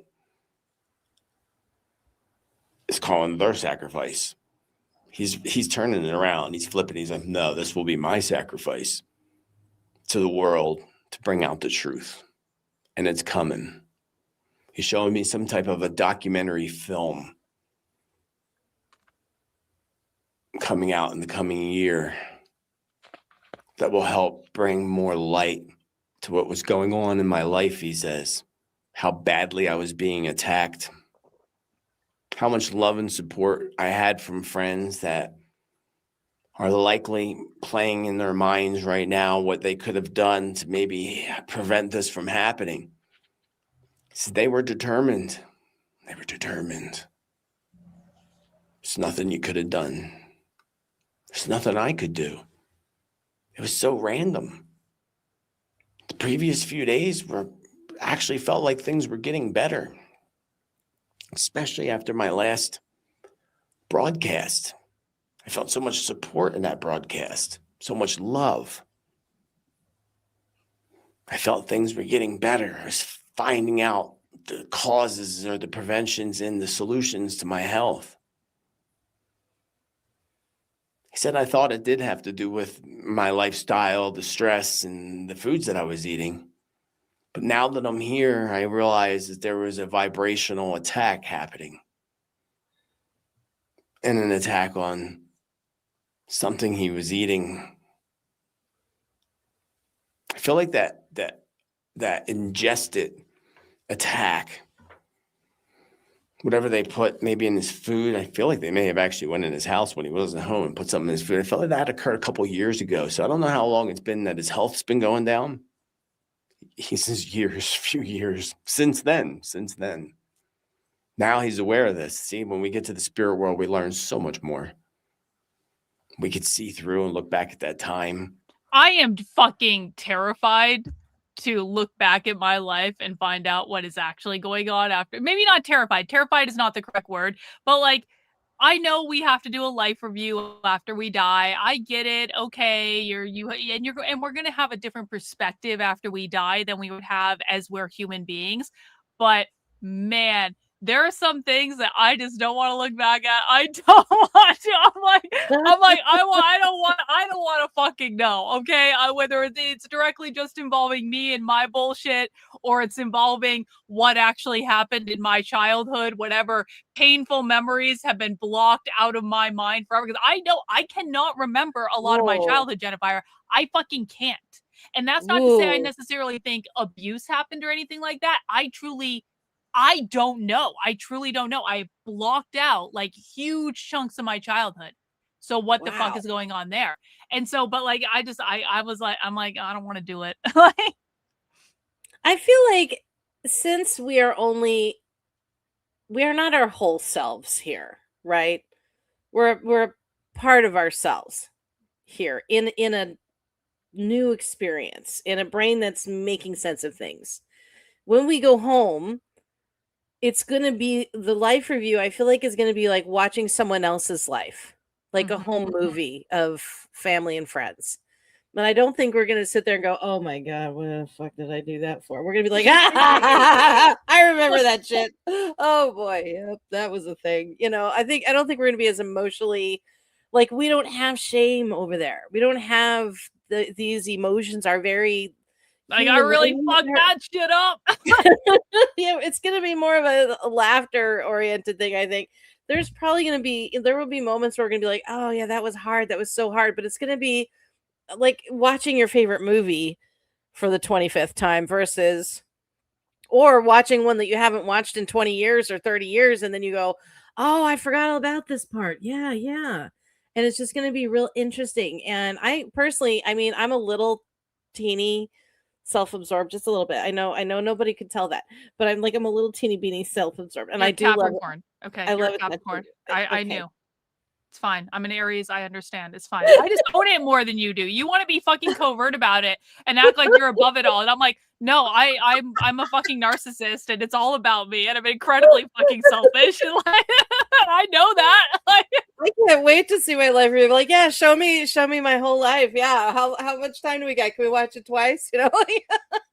I want to see, and I want to remember. I want to know if I remembered that right, because everybody gaslit me. I want to go in your face, fucker. I did remember it correctly, you batshit crazy bastard. Yeah. Yeah, I've had so many vindicating moments like that, even with all the internet shit. Like, I was right about that. Fuck you. Hey. Yeah, that's right. So, do it from the spirit realm. I'm gonna get a double fuck you. I promise you. Oh my gosh. They can see through the past, present, and future, and all the different multiple timelines. Anything else, David? Anything else? He keeps talking about his wife, ex-wife. Hang on, Bot has a question. It's a weird question and a morbid one, but it's one worth considering. It's what Bot. happens if you do everything you were supposed to do in your lifetime? Do you die even if it's still early? It's a good question. You die during your agreed upon time. So if you do everything you're supposed to do, then you just get to exist in the bliss of all of that wisdom until the time comes. I think that's why a lot of gurus just kind of if we're talking about literal gurus, they've done what they came here to do. But the thing is also, don't forget, you never stop learning. Even if you finish all your lessons, there's still more work. There's still more to learn. There's more to see. There's more to experience. You're never done. The purpose of life is experience. Exactly. So if you're still here, you're still learning and experiencing things. Maybe you'll get some extra credit on your next life. Say, hey, I'm ready for what you can do. New agreements while you're here too. You can get rid of them and you can do new ones while you're here. It's an ongoing process. So I don't know that you're ever really done. But if you decide, hey, I don't want any more agreements, I'm done, I'm happy, I just want to exist and enjoy my life, then that's what you will do. I hope that answers your question, sweetheart. Saying that I'm sorry. She thinks I'm crazy. And he says, yeah, sure, many of the things that I've discussed sound crazy. But as time progresses, we see that crazy always plays out. Conspiracy always comes out to be truth. But he does say some of the information, that's what was overwhelming to me, that was fed to me, that I put out, was not all true. Which information was that? He said they twisted things. Would often make us think things were happening that we want to happen, but weren't necessarily happening. He keeps showing me a huge spiritual war that's happening. So I don't know how I could have been so gullible. Who was doing this? Who was giving you this? Someone within the government? I don't know why. Why do you take me to Area 51? That's interesting.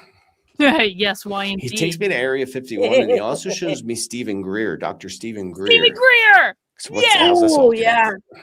Wait, are they going to kill Stephen Greer? Keep listening. Yo, I've done Stephen Greer's meditations. Stephen Greer's meditations are legit. I maintain. he's I great. maintain. He says it's connected to what's coming. No.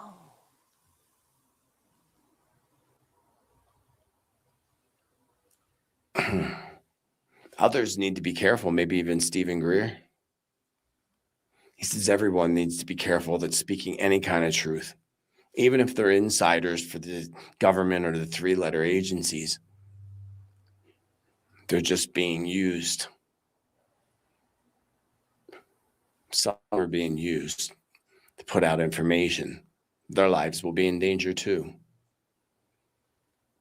He shows me, again, dominoes falling with scientists. We saw we're up to like 15. He's in that category. Expert scientists, those working on. He also shows me 0 point energy. There's something big around 0 point energy. I know we can use that for healing. I have a 0 point energy wand. Oh, cool. What else, David? What else?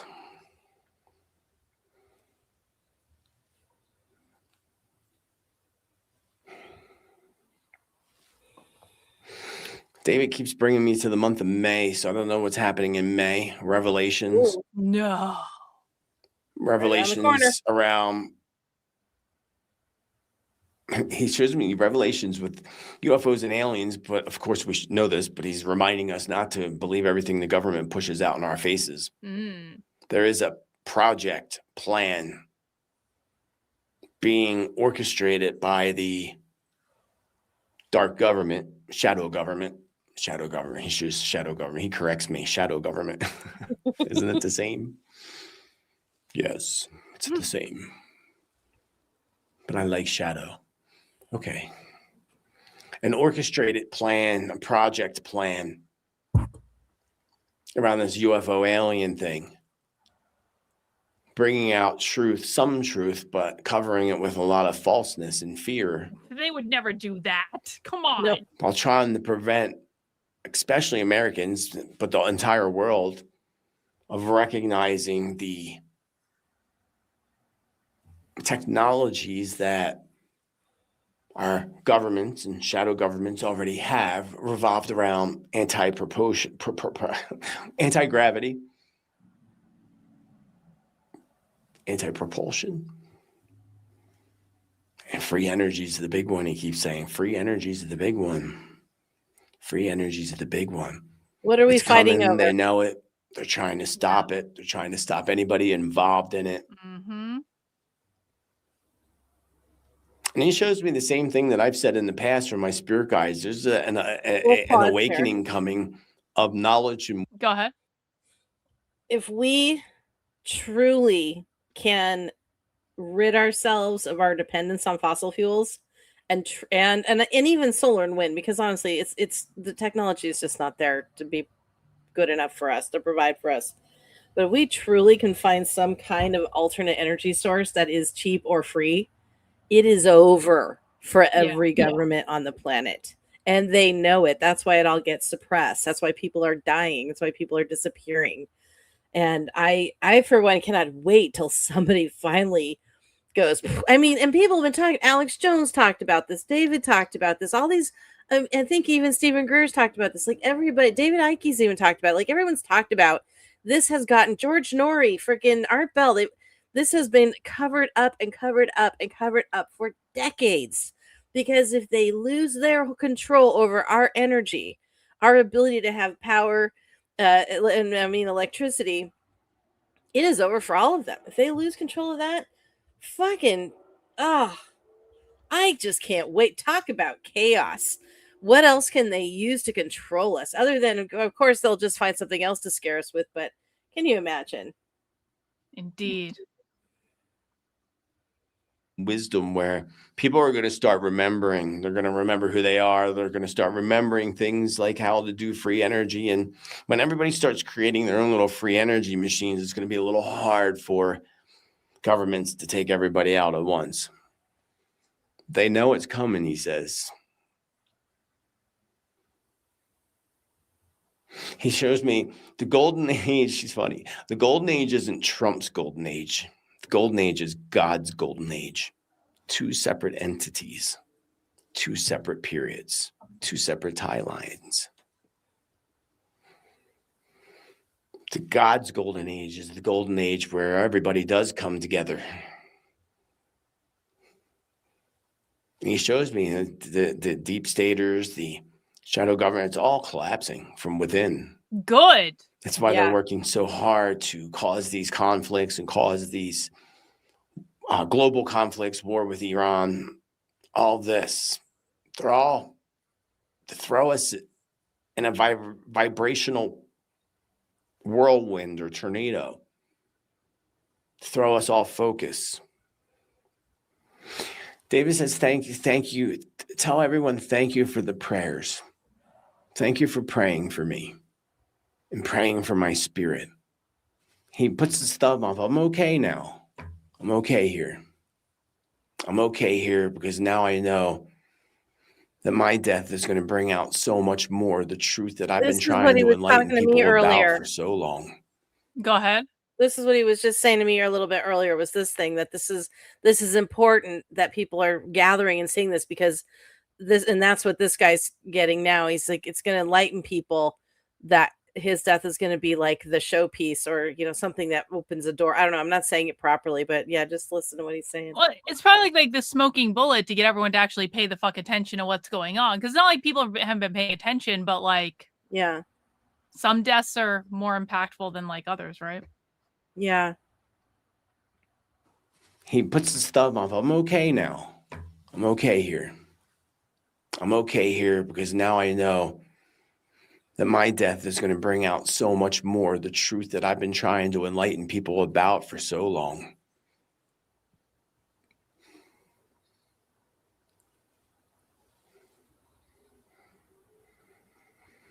He's showing me like literally a person that, what do you call it?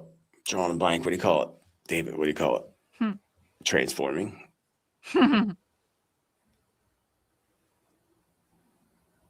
Shape-shifting. It's just shape-shifting. I want to see Someone is going this. to get caught shape-shifting.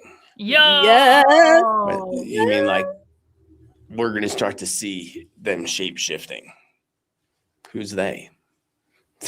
I guess the reptilians. The reptilians. He says, you laugh, but it's true. I'm laughing with you, not at you. People will think it's bizarre. Yes. He says, yes. They make you look like you're crazy. He shows me David Icke.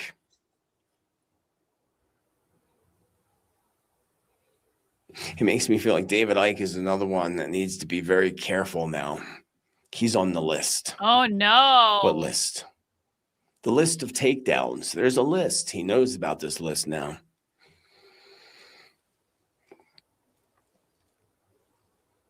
And again, they can see the past, present, and future in the spirit world. And he's talking about the future where there's this honoring of him. Almost like several honorings, like plaques and even statue of some sort in his honor in the future. He feels very honored by that. He feels like he let people down at the end. Even though, again, he keeps saying they were in my head. I couldn't stop. They were in my head. They were effing with my frequency, and he literally says the F word. Yeah, he swore a lot. Big time. He says, protect yourselves, protect your energies always. And he points out meditations again, meditations. Do the fucking meditations, asshole. He says more people need to do meditations. Yep, exactly. More people in the spiritual community, the higher ups. Oh, so true. I do meditations because I see that now. I see that now. They see everything over there. I don't want them to see everything. I don't want to be judged. And he It's keeps saying, already I'm so done. sorry. It's already I'm done, so sorry. Karlyn. I know so many people are hurting right now. Thank you to all my people that supported me, people that donated and helped me in these times where I needed it so desperately. He said, I hated to ask for help or ask anybody or reach out to anybody. He said, I knew I needed to get out of that house. I should have got out of there sooner. So a lot with that house, a lot with that property. Mm-hmm. And Netherlands Outback. is He not talked good about energy. Outback. I never like going up there. So, but are you in spirit? Are you crossed and happy? He says, I'm still crossing. I need to stick around to bring through this information first. Because it's early. Usually it's hard to connect with somebody so early after their passing. He keeps saying, thank you. Thank you. I have to go. Thank you. I have to go. Thank you. I have to go. Thank everybody. Thank you. I have to go. And he disconnects just like that. Wow. Interesting. I don't remember everything that comes through, so it'll be interesting when I go back to edit this to see what else comes up. And it is again Saturday, April 25th at 11:33. Oh, look, master numbers right there, David. Look at that, 11:33. No coincidence there that we ended and concluded this at that exact time. 11 is the angelic frequency. The 33 is connected to Jesus and the higher consciousness. The 33 vertebrae in your spine and bringing up that prana energy up your spine, that serpent energy. Interesting. And he was talking about meditation, right? So that's one of them. You know, that's the whole Jesus consciousness, bringing that energy up from the sacral base of the spine and bringing it up again like that serpent energy, the 33, up to the higher consciousness in the pineal gland.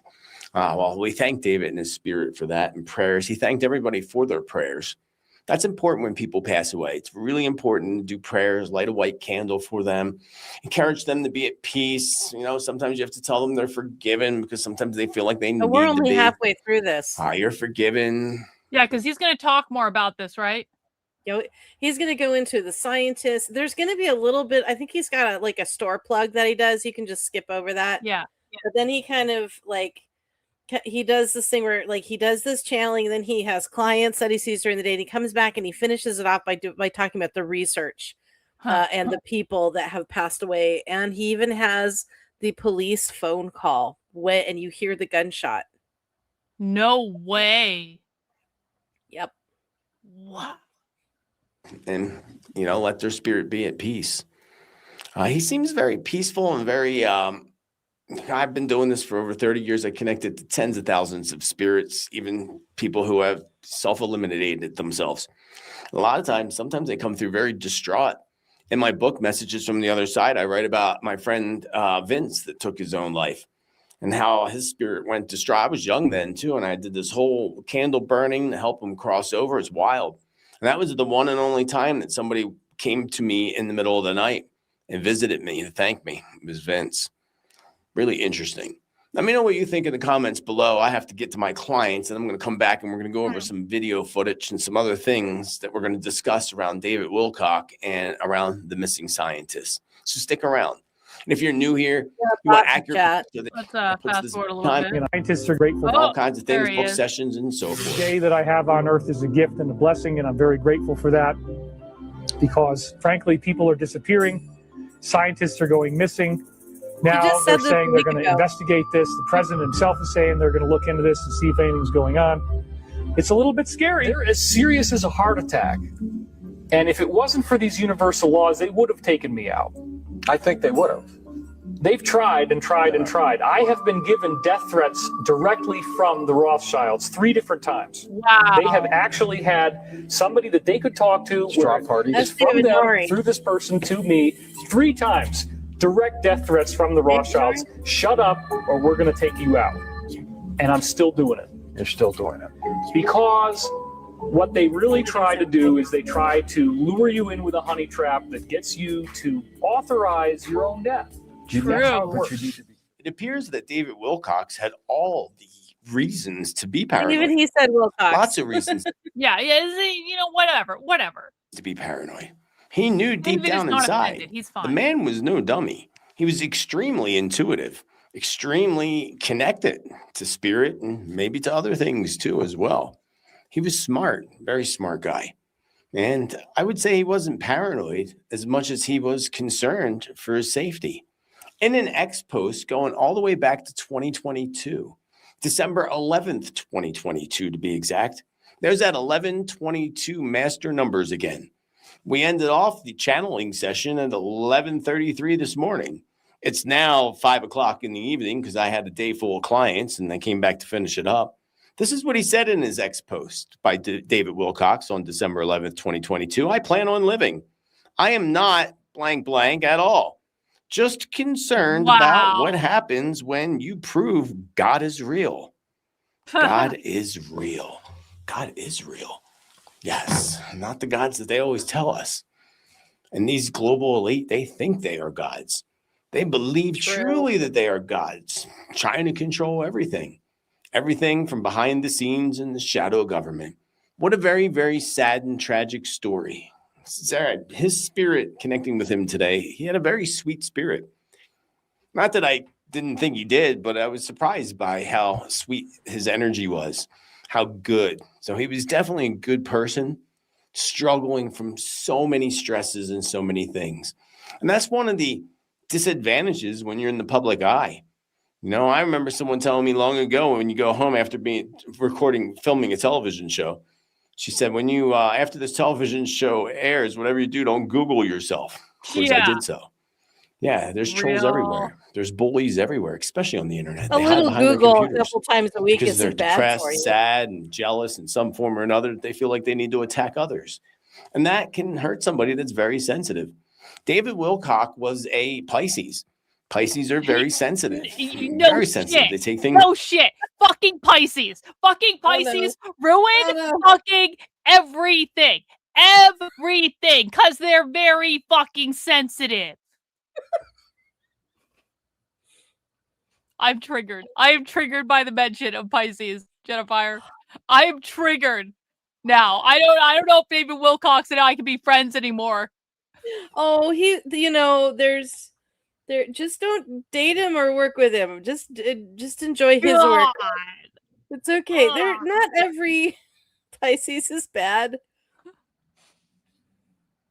Just like not all Capricorns are bad. You hate Capricorns, but I'm good.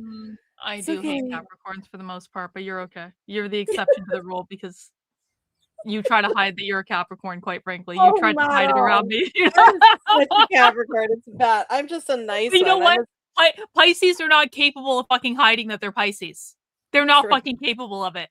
They're just fucking fishes swimming around in the fucking ocean, doing whatever the fuck they want, whatever the fuck they feel like on any given moment, taking no responsibility for anything and all the chaos that they cause when they're just fucking around and flitting about. Mm-hmm. Yeah. Mm-hmm. And then when they get on shore and they're uncomfortable because they're being pressed to make a decision, they go flip, flip, flip, flip, flip, flip, flip, flip, flip, then they run away. God, Pisces. Shout out to my cat. He took things to heart. He truly wanted to help the world and heal the world in any way he could, along with bringing out the truth and bringing out other things like the technologies that they've been suppressing for so long. Look what they did to Nikola Tesla and then all of his research work that happened afterwards. You heard in that video clip when he was talking to George Norrie that he had threats against him from the Rothschilds directly. I don't know how long ago that George Norrie interview was. I tried to search it on the internet. I couldn't find it. I found that in a clip that someone posted, actually. So this has been going on for a long time, friends. This poor man has been tormented by demons, and not the kind of demons we think, the real demons. Remember, that's another thing that these globalists can do. They're very connected to dark rituals, ceremonies, black magic, and everything else. They don't necessarily have to come to you. They can send their dark entities to you. Luckily, they did that to David. He was tormented. And I don't know how anybody in this last video and one of his last posts can't look at this and see. Maybe it's because I'm psychic and I see right through things. I've been doing this for over 3 decades and connecting with spirit and diagnosing people with illness and helping police solve murder cases and so forth. Maybe it's me and I just see through it, but I don't know how anybody couldn't see his last video and see how absolutely his energy was so depleted. He was so distraught energetically. You know, he put on a good show. Of course, when you're in the front of the camera and doing stage events all the time, yeah, you can cover up all the anxiety and everything that you're feeling off camera. He did a good job at that, sadly. But he was suffering. You could see it in the video. I could see it in his energy. I used to follow David quite some time ago, back in 2020, because I used to love the show Ancient Aliens, but I stopped watching it when I moved, and also because it just became repetitive. You know, telling the same story just in a different way. Great show, though. Love that show. They have. And everybody I still that watch the it, cast's though. on that show. Junkie. I followed David Never get during into it. the pandemic in 2020. Oh, I love it. And he was I doing love videos, a lot of archaeology, videos. too. Everybody was. Hang on, go ahead. Sorry, I can't hear you. Go ahead. Oh, I'm sorry. The one thing I love about ancient aliens, though, is also the archaeology, and I love archaeology. I think it's fascinating. I love history. Well, and that's a Capricorn thing. We love history. We're fascinated and captivated by history because we love to see how things lead up and the patterns of life and humanity and things. And it's just it's so fascinating. But what's funny is, like, I had these theories in my own head, and then when I saw the show, I was like, oh, that's what I thought. I felt really like super validated and smart. And I'm like, so yeah, I still watch it. It has gotten very, Giorgio Tsoukalos basically hosts it now, and they just kind of do recaps. Every now and then they show something new as new things come out, but it has gotten better, but I still love it. It's been on for a long ass time. Like, they've already covered a lot of shit. It's like, yep. At some point, the only thing you can do is do recaps of shit you've already done, honestly. There's still stuff that's being uncovered, that there are new things that are finding out, you know, like the flood pattern on the Sphinx, and they've found a couple new sites, and then in Göbekli Tepe is continuously being fought over by its country of origin, and they closed it down for the foreseeable. They wanted to close it down for a generation. They made this dramatic statement, no more excavating for a generation, which is a weird thing to say. Now they're opening it back up. So, I mean, like, you're getting kind of news, too, about this stuff, and I enjoy it, so, and connection, and it's cool. I don't know. I'm a junkie. I love it. There's nothing better to do, right? And that's when I remember something didn't resonate with me. But today I got the validation as to why this was happening. So in one of his videos, I remember watching the chat cash come through. And in each video, thousands of dollars in chat cash, thousands of dollars. I remember he said, and his wife was in the video then too. This was 2020. He said, you know, in order for us, our time's valuable, which is absolutely correct. Everybody's time is valuable. And in order for us to keep doing these free videos for you, you know, we need you to buy my book. And that just kind of turned me the wrong way. I was like, why is he doing that? He just made thousands of dollars off one video. But now we know why. He had a lot of pressure around money and finances. He had legal issues going on, probably that predate the year 2020. And then watching him back then, I haven't watched him or seen him since then, really, probably since late 2020. And then seeing this latest video of him, I was shocked. I'm like, how do people not see it? Maybe because they see him all the time, they don't see it. I'm like, he's tormented, definitely dealing with heavy energies and attacks energetically. And apparently through frequencies or something else that he was talking about in that channeling session. Talking about somebody in the woods. I didn't look up his proper. Go ahead. This reminds me of, so one of the, I loved to look up David Wilcox's lectures that he would do at like alien summits. And he was very in touch with beings that are around us. And spirit guides, yes. Angels, yes. But there was also like some alien in contact with him. Like he's in with the Lav one. Trying to remember what they like to be called. I forget. It's not Abraham. It's something else. But and then like Pleiadians. But there was like he would just kind of say they. And there were times during his lectures where he would get close because there's things that most people aren't ready to hear yet. And he knows it. And people like himself, myself, George Nori, and AJ from Y-Files, a lot of us kind of already know this stuff. So if we heard it, it wouldn't bother us or shock us in any way. But a lot of normies cannot. No, it's not Ishmael, Tom. A lot of normies can't. They're not ready for it. So he would get close to those things and he would start talking and all of a sudden the lights would dim. And he'd go, ooh, oh, they don't want me to talk about that yet. Okay. Oh, they didn't like that. And then he'd keep talking and then he'd just start going off and then the lights would dim again. It's like, oh, they didn't like that joke, or whatever. Like it was just really funny. It was very cool that, and so it's interesting. It just made me think of that because he was talking about, what was he talking? He was talking about something that made me remember that or think of it, how he was so in touch with the they out here, and that like he knew that they were in touch with him, but he wasn't in control of the physical stuff that was happening, and he was very tormented about that. Pretty, like on the GPS, we should look it up there, shouldn't we? I did look up his property's address. His house is a beautiful, gorgeous house, worth $1.8 million. But is it worth that much when you're in debt? He could have been in debt more than that. We don't know. But as he told us, and as I felt in that channeling session, that truth is going to come out. I wanted to look to see if what wooded area he was talking about in the back of his house, because I'm sure it has to exist. I'll have to look it up when we're done here.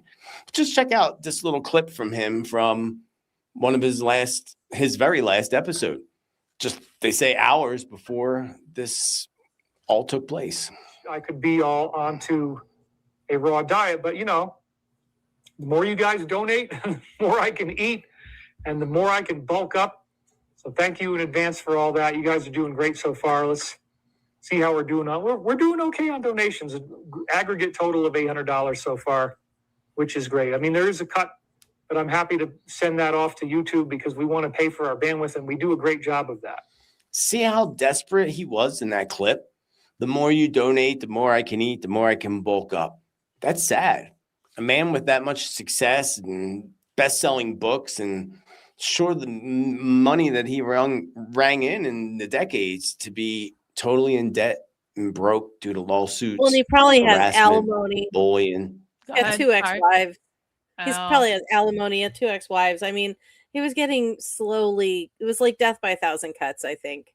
It's so sad. It's honestly so sad. And like when that should happen, that makes me honestly feel really blessed with the community I have too, and how much they do support me. Yeah, just like this one. Yeah, exactly. Infinite Dream says, thanks, Karlyn. Rip David takes me back to early Project Camelot days. What's that? I don't know what that is. Project Camelot.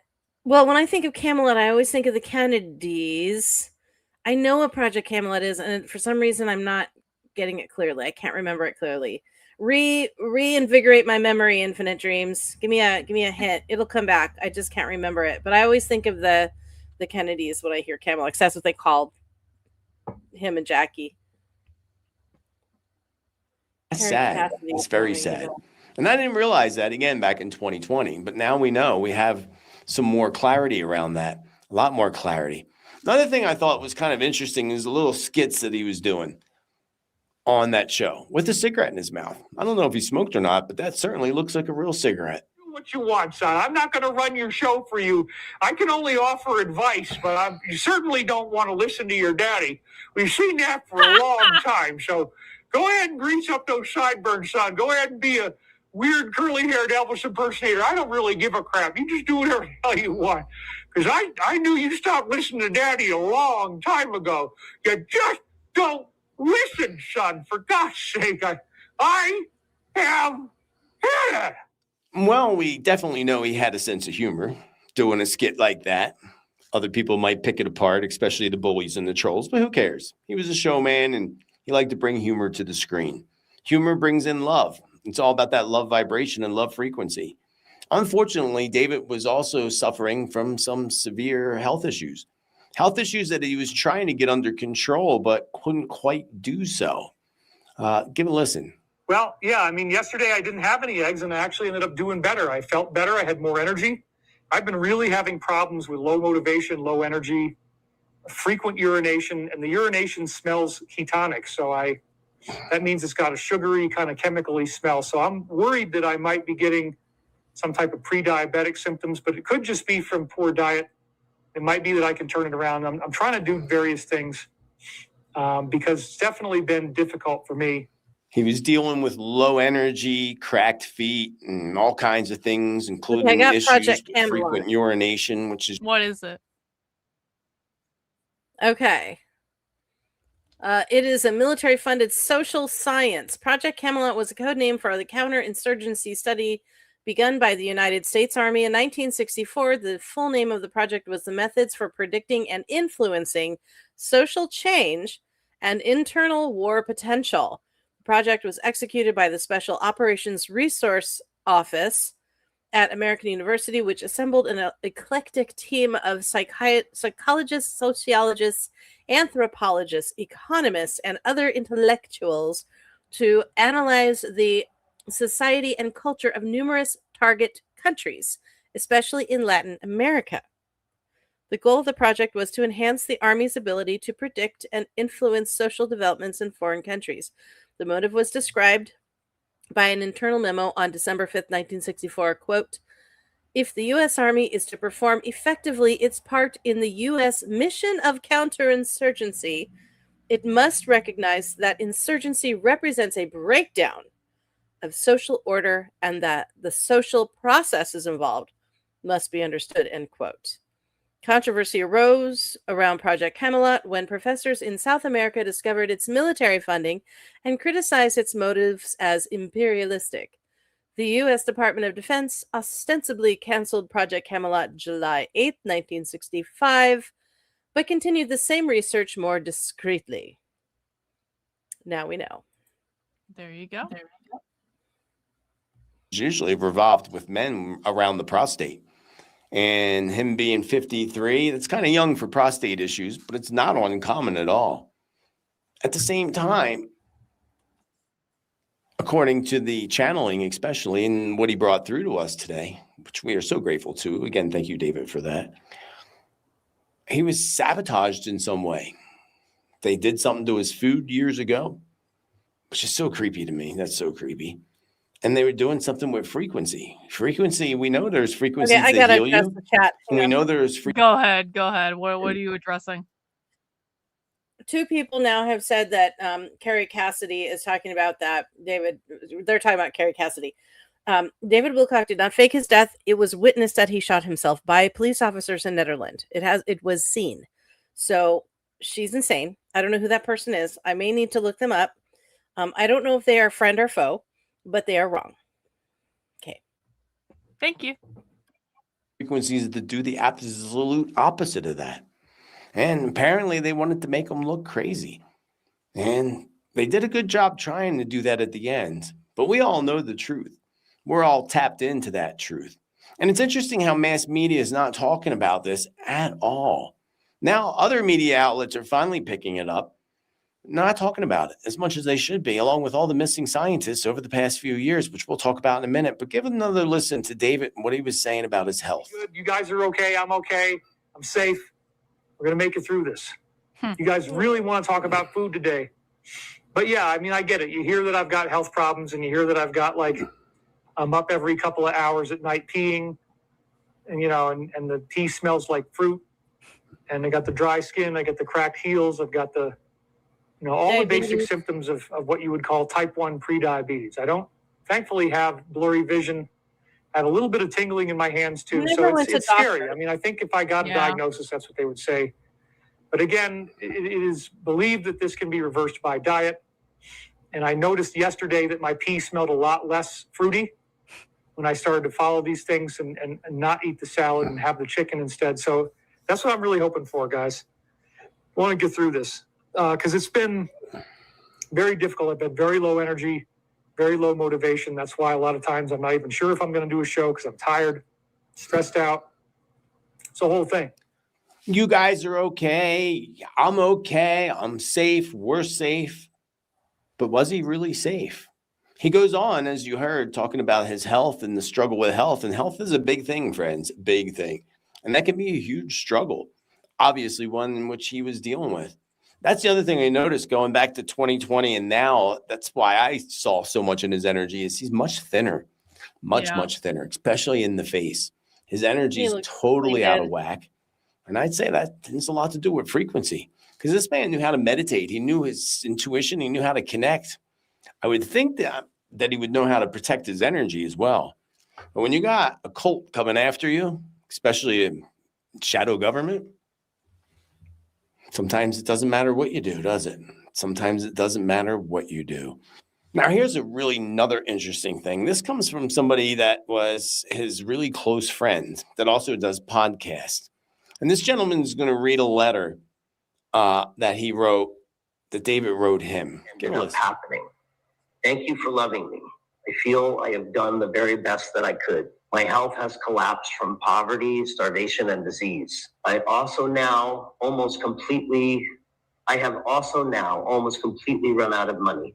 I did my very best to keep on going for as long as I could. For my family, friends, and all of my greater family of supporters, I want you to know how much I love you and how sorry I am if something ended up happening to me. I know that accidents are possible in my reduced state. So very intense. My Lord, that is extremely intense. That almost sounds like a letter you would write before you do something like that, commit such an act on yourself. But again, he knew intuitively that he was a target. People said he was paranoid, maybe even people calling him schizophrenic, but there was definitely something going on around his home.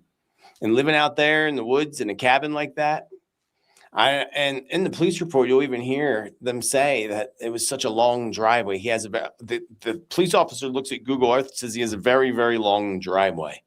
Long driveway means a lot of wooded area, a lot of places for creepy people to stalk you. Something was going on like that. Now, this is a bit disturbing, but I'm going to play it for you so that people can hear what was going on with the police calls. This is directly from the 911 emergency call system in the town in which he lived in. Give a listen. And keep in mind, this could be disturbing information. Keep in mind that the following is for informational purposes only. It is the entire Boulder Police radio conversations recording regarding David Wilcock's death on the 4/20/2026 from a 10:44 a.m. Mountain Standard Time when the 911 call from David was dispatched to police to the confrontation, the passing, the house clearance, and the aftermath. I'm not going to play the whole entire recording for you, but give a listen. Tell me if you can hear the shot. 528, can you break in cover on an unknown issue at 1455 Ridge Road? 640, copy and route from Festival again. 528. There's a party by the name of David Wilcox at 1455 Ridge Road. He said, I need to leave. I will be off to the left. Will not advise if he's armed or not, and will not say if he's going to harm himself or not, being very vague. 528, copy. What's the history there? Fire alarms and animal complaints. Copy. 70 clear. 1047. Find that 7 clear. 1047. 1047. 640 and 528. He's a 53-year-old male, type 1 diabetic who said he's run out of money. 640, copy. 1048. Okay. 640, go lot 2. Yeah, I would say, yeah, I heard that. Yeah, I heard that. Yup. Yeah, I did. Yup. Mm-hmm. Yeah. Yeah, that's what I thought too. I was like, was that the... Oh, shit. Wow. Ugh. God, that poor man. I know. 640, lot 2. Yeah, I'm just staged at Ridge Road currently. How far out are you? Approximately 5 minutes. All right, looking at Google Maps, it's a long driveway. Copy. And we have fire stage down below. Fire stage somewhere. They're not where I'm at. 528. Are you still on the phone with RP? Paper. Copy. 640528. Party said sorry and then disconnected. Copy. We're on the house. And just information that I found no criminal. All traffic, hold it traffic, he's got a gun. Copy. There's code 3 on county law at 1104. Shots fired. Copy. Shots fired, and all other traffic can go law 2. All other traffic law 2. Code 3 continues. 4-0, gun the rifle. He still got the gun to his head. Looks like he fired a test round. Copy. Okay. Gun to his head. Fired a test round at 1105. Let me get a couple more units for the shield. Wow. I'm still concerned about this house.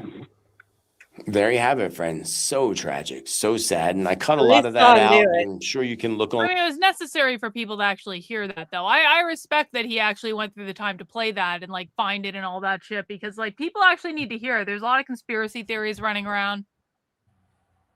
The truth matters. Line and find the whole entire 911 dispatch calls coming in and out, because you saw some of them. I cut some of it out to make it as short as possible, and I cut some of it out because it I'm sounded gonna go rent a little intense. goddess room. Really intense, actually. It's a really, really sad thing. So prayers to his family, to all those, his friends dealing with that loss. And know, as he said, that this couldn't have been prevented. He couldn't prevent it himself. How would anybody else prevent it? And if you are suffering from thoughts of harming yourself, especially if you're here in the United States of America, dial 988 for the crisis lifeline and help. Never harm yourself. There are people out there that care and that love you dearly. Now let's take a little look at all of the craziness that's happening around the losses. Oh, actually, I wanted to play this call for you. Listen to this call real quick. The DS is very, very adamantly fighting to prevent you from learning about extraterrestrials. That's the last thing they want you to know about. They want you to be afraid. They want you to see them as gods, to see them as authority figures. The last thing they want is for you to understand there's a higher power that answers Christianity, answers Islam, answers Buddhism, answers Hinduism. True. It pays off all of these ancient teachings that we've inherited that often become religions. The deep state doesn't. Interesting, right? They don't want us to know a lot of things now, don't they? They don't want us to know a lot of things. Was there anything else here I wanted to show? I don't think so. But let's actually look at some of the scientists. Let me put my glasses on here. That went missing. The last one was the general that went missing in New Mexico. And I tuned into that a few weeks ago, or maybe even a month ago, on my Tuesday's Tea Time show. And what I got from him that was he was taken. And at the time, he was still alive. I don't know if that's the case right now, but he was still alive. And he was taken. Somebody took him. They want their knowledge. They want their information. Aerospace defense engineer, military veteran, taken out in a plane crash with his family. And that was James Tony Moffat.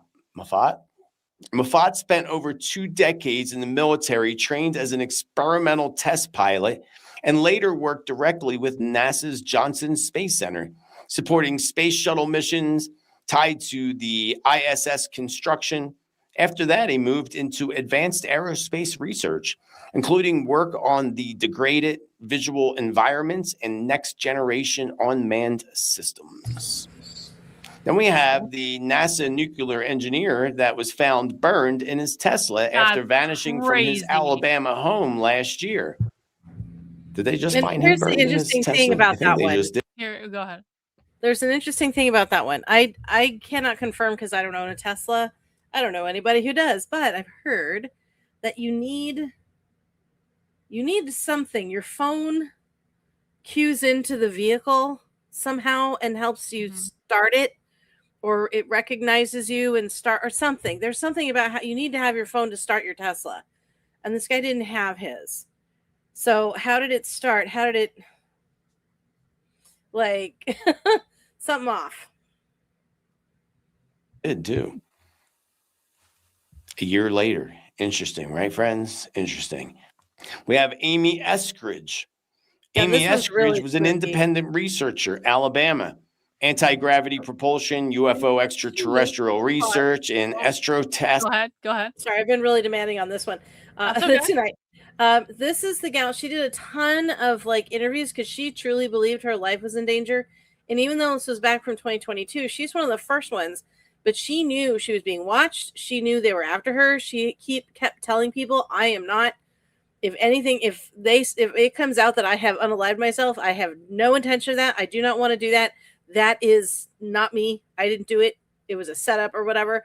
And she's the one who had the energy beam melt her blinds and then burn her hands as she was typing on the computer. Oh man, that's pictures of it.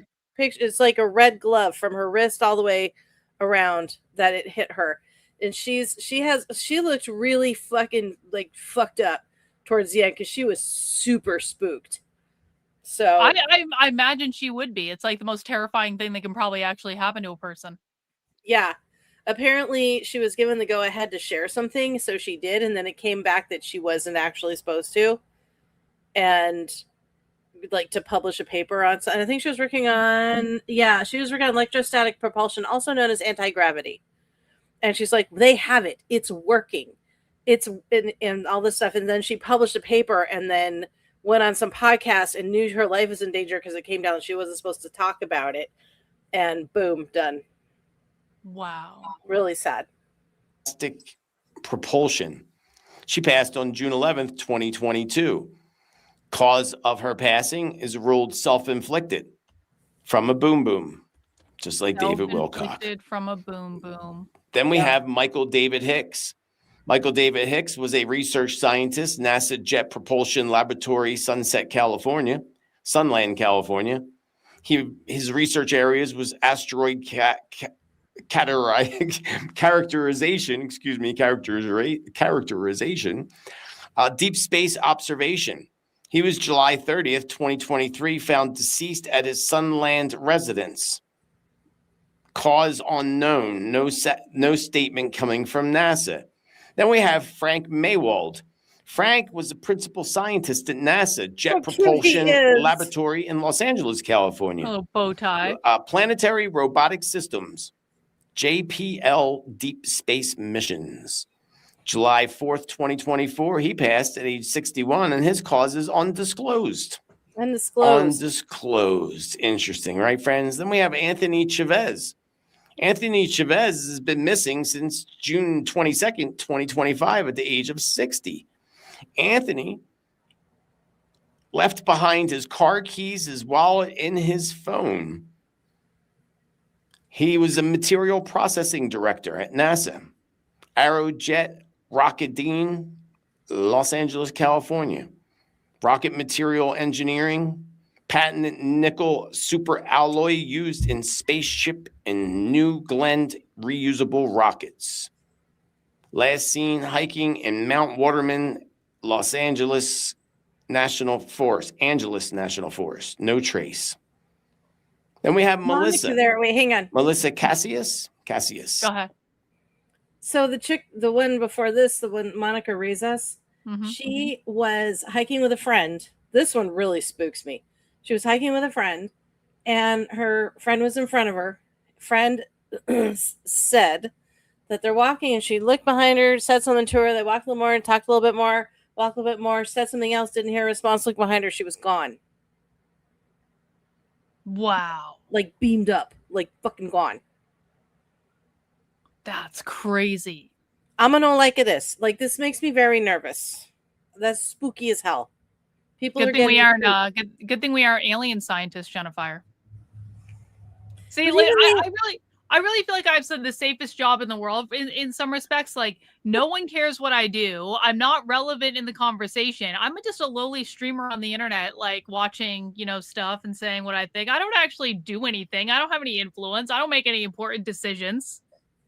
Just a little insignificant you changing the world one strange ass person at a time. No, I'm just doing my thing. I'm just fucking around on the internet, Jennifer. There's no reason for any government or aliens or fucking space laser to come after me. Well, even people who are just ufologists are being taken out. Like David Wilcock was not a scientist. There are other people that have been taken out that are not scientists. They're just commentators, or like he even just said, like David Icke is in danger, and so is Stephen Greer. I mean, there are people that disclose the truth that are in danger. The only reason freaking Alex Jones is alive is because half the people think he's crazy. Nobody really takes him that seriously. And there's a reason people think he's crazy. Which is? We have been told to believe he's crazy by all of the things. Yeah. Oh, that's ridiculous. Well, and it does. Some of it does sound outlandish. I mean, listen, when you're engaging in like big, bold ideas and putting shit together, you're going to make mistakes. You are a human being. You are not going to get 100% of the things right, except if you're me, and then you will get 100% of the things right. But like everyone else, and especially Alex Jones, because he is a man after all. And so he's obviously and clearly going to fuck up at some point. And he also makes a mockery of himself so frequently, bless his heart, because he gets unhinged, and then everyone goes, oh, okay, this guy. It's okay, Alex. Fucking relax. But he's also so big that if he was unalived or disappeared, that would be even bigger than David Wilcock. Oh yeah, that would be a they big can't touch Alex Jones. They would, like you would engage the audience of the internet forever and ever and ever, and it's like they would figure it out. They would be like, you want to engage the fucking audience, like disappear Alex Jones. Yeah, don't mess with him. And he knows it. He used to get death threats. I don't think he does anymore, because they know, they're like, just let him sink his own boat. He's drowning in lawsuits too. They're trying to do the things to him as well. But he's such a bulldog, and he's not that spiritually in tune, so it's not affecting him like it did David. But oh my Lord, just administration officer, security clearance, Los Alamos National Laboratory, New Mexico. That's also where the general went missing. How about that? No coincidences there. Missing since June 26, 2025. Family says disappearance was not voluntary. She had plans to care for her mother after upcoming surgery. So where did she go? Details: the car and all her belongings were found at her house, both personal and even her work phones. Factory reset before she disappeared. Why would you do that? No coincidence there. And we got Steve Garcia, government contractor, Kansas City National Security Campus. I don't even know how to do missing that. Since August 28th, 2025. Nuclear weapons asset oversight. High-level security clearance. He's being held with the general, says the spirits. Last seen on surveillance footage, leaving his Albuquerque, tongue twisted, home before carrying a handgun, leaving behind his vehicle and his personal effects. Then we have Jason Thomas, assistant director, Novartis, in Wakefield, Massachusetts, pharmaceutical research, cancer treatments. Oh, interesting. Disappeared in December 2025. His body was found in Lake Quannapowitt, Massachusetts, March 17th, 2026, 3 months after his disappearance. We have Nuno Loureiro, Carl Gurmeyer. You see the one, Nuno is a director of Plasma Science and Fusion Center. Fatally shot December 16th, 2025, outside his home. No. Yeah, that was a hit, 100%. Carl Grillmeyer, astrophysicist, Caltech in California, also bam-bammed, unalived with a firearm, February 16th, 2025, on his own front porch. 67 years old. That is tragic and very sad. And then we have William Neal McCasland. This is the general or major I was talking about. He retired from the U.S. Air Force as Major General, former commander of the Air Force Research Laboratory, Albuquerque, New Mexico. He's been missing since February 27th of this year, age 68. He also left his home on foot with a .38 caliber revolver, last known heading towards the Sandia Mountains in New Mexico, also never found. That wraps it up for some of the sightings. There's more. I think there's more since then. There's been a couple over the past week, actually. It's obvious, friends. They can't make it any more obvious. The shadow government is getting extremely desperate. Extremely desperate. Their desperation and what they're doing is just making things more obvious. And they're preparing for this disclosure that's coming. And it's the disclosure that the government wants you to have and not the disclosure that's the truth. There's a lot of hiding, a lot of manipulation. And we're going to see a lot more around these disclosures and a lot more around this in the coming year.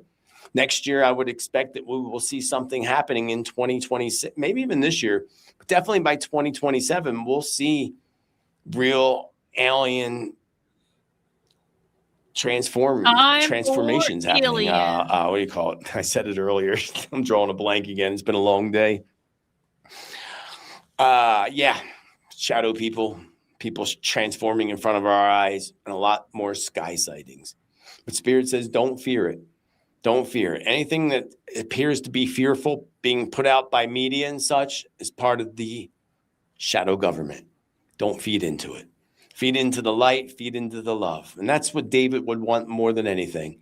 He would want people to memorize his legacy and the amazing work that he's done, because he has done amazing work, wrote amazing books, did amazing healing meditations and all kinds of things. He would want that. And he would want us to live in our light, live in our love, and live in the truth more than anything. And I will probably talk more about this on my Tuesday's show. Until then, friends, if you're new here again and you want accurate predictions. I like this guy. I like this guy a lot. Yeah. I'm going to go ahead and subscribe to that guy. This guy. Yeah, he's great. What other things has he done? Let me just take a look around his page here real quick. I was watching his predictions. Go ahead. Yeah. I was watching one of his Wait. Does he have Jared Kushner on his thumbnail for who is the Antichrist? I understand that's Mr. Beast. The other one is Mr. Beast, which I don't really understand that, but like he's such that looks like Jared Kushner. That looks like Jared Kushner. Do you know, Jennifer, that there is a set of Jews, and I've heard this from reliable sources. There is a niche of Jews that actually believes that Jared Kushner could be the Messiah. He apparently meets all of the qualifications to be the Messiah. I swear to God. I swear. Amalek explained this to me one time. I believe, he may not always tell the truth about everything, but he did actually tell the truth. I think he told the truth about this, but he said that they believe that Jared Kushner is the Messiah because he has met all of the qualifications to be the Messiah. I swear to God. And it involves meeting some random obscure person that was, I don't remember all the details of this shit, but like, that's it. Like, if this asshole has a video, I say that asshole in the most respectful way possible, obviously, yeah. But if this guy has a video about Jared Kushner being the Antichrist, that's awesome and based, and actually I want to watch it very, very much. That looks like Jared Kushner, though. I don't know if that's intentional or if that's just AI, but that looks like Jared Kushner. He doesn't do a lot of channeling. War with Iran. Go ahead. I still can't get over the Messiah thing. That's real. That is real. Wait, he predicted an end for Trump. Oh, this guy rules. This guy rules. Watch later. I've never watched later something so quickly in my life. This guy is like the best news psychic on the internet. Respect to Joseph. He's very entertaining, and sometimes he does tend to like meander a little, but he always brings it home, and I enjoy his energy. He's nice to listen to, and he's very grounded, so I dig that. No, I like him. I'm gonna put his URL in the chat if you guys want to go and subscribe to him and check him out yourself. I think he did a really good job. I really like his energy, and so I think we should keep an eye on him. We like him. Yes, indeed. Cool. Well, do you have anything else? Oh, go ahead. Just strange things are afoot at the Circle K. Mm-hmm. Shit is weird right now. It is, and you know what? Honestly, because things are kind of ramping up quickly, and I'm low key nervous about being in a travel trailer right now because I was kind of hoping to have a homestead when the world blew up. So I'm like, just give me another year, guys. Like, don't blow it up yet. I don't want to be in a travel trailer. It's gonna be fine. The aliens still have to come here and show themselves. Well, they're already here, obviously, but like they've you know been here what I mean? For millennia. Yeah, they've been here for a long time. You know what? Let go and let God, Jennifer. What is gonna be is gonna be. We can't control any of this shit. It doesn't matter. Like, we've already made our plans. Allow the universe to unfold. Look how fucking zen I've gotten. Look how fucking zen I've gotten in the last couple months. You're all in tune. You're all good. Yeah, being mobile, honestly, that's a good point. Go, sorry. Yeah. That's okay. I kind of feel like I know that I'm one of the people, because light beings, light workers like myself are here to help during times of crisis. And a lot of us got born in the 70s. Many of us are X-Gen. A lot of got born in the first millennials. There's another seeding during the mid 80s so we had maturity enough so that when shit hit the fan, we could be comforting and healing to people as crisis was happening. We were supposed to be of the right age when crisis was happening so that we could still have energy, some youth. I still have youth. And be able to help people. So one of the things I saw about like light workers is that we by the time we're of age is when things are to hit the fan, and things are starting to hit the fan. And a lot of interesting signs, a lot of interesting prophecies are being made, coming to fruition, all of that. And so I have no fear that wherever I am is exactly where I need to be. If I'm in a travel trailer, then those are the people around me are the ones I'm supposed to help. If I'm in a homestead, then people around me are the ones I'm supposed to help. Wherever I am, that is my place. That is where I agreed to be. So I would prefer to have a home and a farm because I can do more to provide and help people. But I'll be where I am. I don't think the world's going to blow up this year, but I definitely think things are ramping up to interesting levels. I'm very, very curious. To the next year or two is going to be pretty wild. I'm sure. Yeah. I feel totally and completely secure. I'm just like, I'm doing my thing. I've got my thing going. Everything is working in the way that it finally should be. Shit's gonna pop up, and there's gonna be lots of protesting and fiery destruction. I'm just gonna sit here and watch it all on the internet, and occasionally go to it in person just because, for fun and stuff. And I feel pretty good about it. I'm ready for the world to descend into chaos. If the aliens arrive, we will start watching that, obviously. Oh, and yeah. I will obviously that's do the best balanced commentary on the internet about it, and it'll be fine. That's gonna be the best DISENRAGE ever. Here come the aliens. Spontaneous DISENRAGE. Yeah. Hey guys, they're here. Mm-hmm. Or they were disclosed. At least they're here. There's like 12 races in active physical contact, if not more. I think I heard something like it's more like a couple dozen.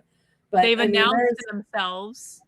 Yeah, that now it's like being made real. We already are part of the Galactic Federation. We've been part of it for since World War II, I think.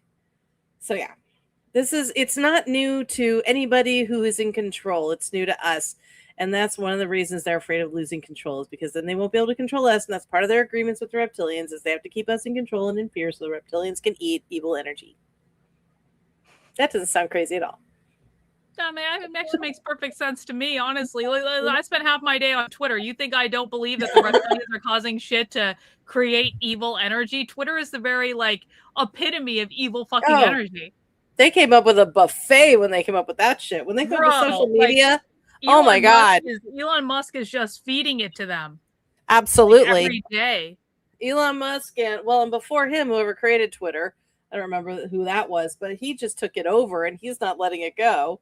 I half believe that Elon Musk is probably a reptilian, but maybe not one of the super evil ones. Like he's out for himself, but he's not an evil one. He's just like, yeah, I know the game, but I'm like the good Rothschild. He's the richest man in the world. Like, he has to be at some point. It's like, you know, how else would he achieve that? It's not like he's actually running all these fucking companies. I hope everyone understands. He's not fucking involved in any of this shit. No, and he's not trying to hurt people. Like, he's actually, I think a lot of his decisions and things that he's tried to do have been beneficial for the most part.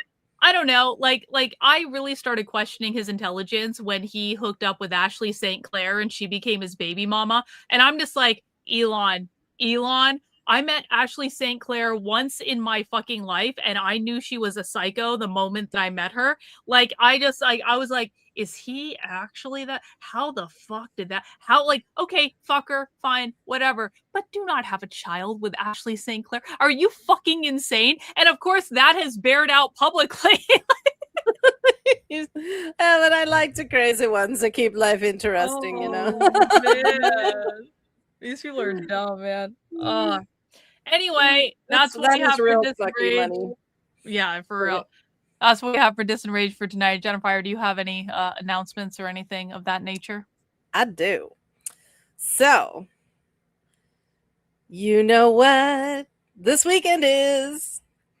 The start of the most glorious month of socialist organizing of the year, and definitely not Beltane or whatever the fuck. How dare you! Jennifer is very excited about Beltane. Beltane is my favorite Sabbath. I love Beltane, and I'm going to be celebrating in one of the most beautiful places on the planet, so I'm super stoked. But that is Friday. But Monday is May the 4th, and we know what that means. May the 4th be with you. Star Wars movie night. Fuck yeah. Fuck yeah, Star Wars. This and the last good Star Wars movie that came out, because this will now make my 4th Star Wars year, because we have been doing this for 3.5 years. For 1, 2, 3, 4.5. God, I don't even know what year it is. Yeah, 4.5 years now. So we will be doing our 4th Star Wars movie, because we've done the original series, and now we are doing Rogue One this Sunday for movie night. Be there, enjoy it. It is such a good movie, you guys. I thought it was very good. I enjoyed it. Actually. And it's funny because when I saw that movie, I stood up in the theater, and I probably said it a little too loud because some of the people laughed. I was like, and that's how you make a Star Wars movie. Because I was not a fan of the prequels, and the sequels had not yet been born, and none of the other shit that Disney coughed up had been created yet. So, but Rogue One is the last great Star Wars movie. And I think it's really true to canon. I love it deeply. I'm looking forward to hosting that and our marvelous, magnificent MacB for Monday movie night. We'll be doing, oh no. May is Giant Monster May Madness for MacB's. May Madness Monster Movie Month. Okay. Monster. Yeah. He's got Mothra, Terror of Mecha Godzilla, Destroy All Monsters, Godzilla versus Giga. Oh my gosh. He watches Godzilla movies during May. Okay, that's what it is. He watches Godzilla movies. That's what MacB's Monster May or whatever he's called it. He goes into the Godzilla thing. But for me, May is about science fiction. So we're doing Rogue One. And then I also have coming up for you, my lovelies. And then there's too many movies here for as many weekends as we have, I think. But I think I had one that I was on the fence with. So I might do a poll. I'm not sure. I've got 2001: A Space Odyssey, Star Trek: The Motion Picture. Star Trek deserves a place too. Alien Nation and Earth Girls Are Easy. So I may do a poll between Alien Nation and Earth Girls Are Easy, because I think it's only 4 Sundays in May. And I put them because I wasn't sure. I was like, which one do I want to do? Because I really want to show Alien Nation because it has to do with immigration. And I think it's a really interesting commentary on immigration. And that's something that's kind of hot right now. And I really wanted to do that. I don't know if I've ever even seen that, honestly. Oh, it's such a great flick. And I loved the series as well. But aliens kind of crash land on Earth and they have nowhere to go. And so we have to integrate them. And how do you bring an alien culture and integrate it with your own? And like every country agrees to take like so many of them. And it's just a really interesting scenario. And it explores racism, it explores all of that kind of stuff. It's just a decent damn movie that I think is very under-loved. It needs more love. So I may do Alien Nation, but Earth Girls Are Easy is really fun, and I may do that one later. We'll see. I have a lot of movies already in the slated for this year, but I'm always open to change. So All right. Cool. Well, we will look forward to Star Wars movie night on Sunday and MacB's start of Godzilla month on Monday. And that'll be really good. And I will be back at 5 p.m. tomorrow. And then we'll also have a spy stream around 8 p.m. tomorrow, maybe even a double feature spy stream, depending on if I feel like it. And that's it. That's it. That's all we got, Jennifer. All right. Well, oceans of love. Love you guys. Bye, guys. We'll see you soon.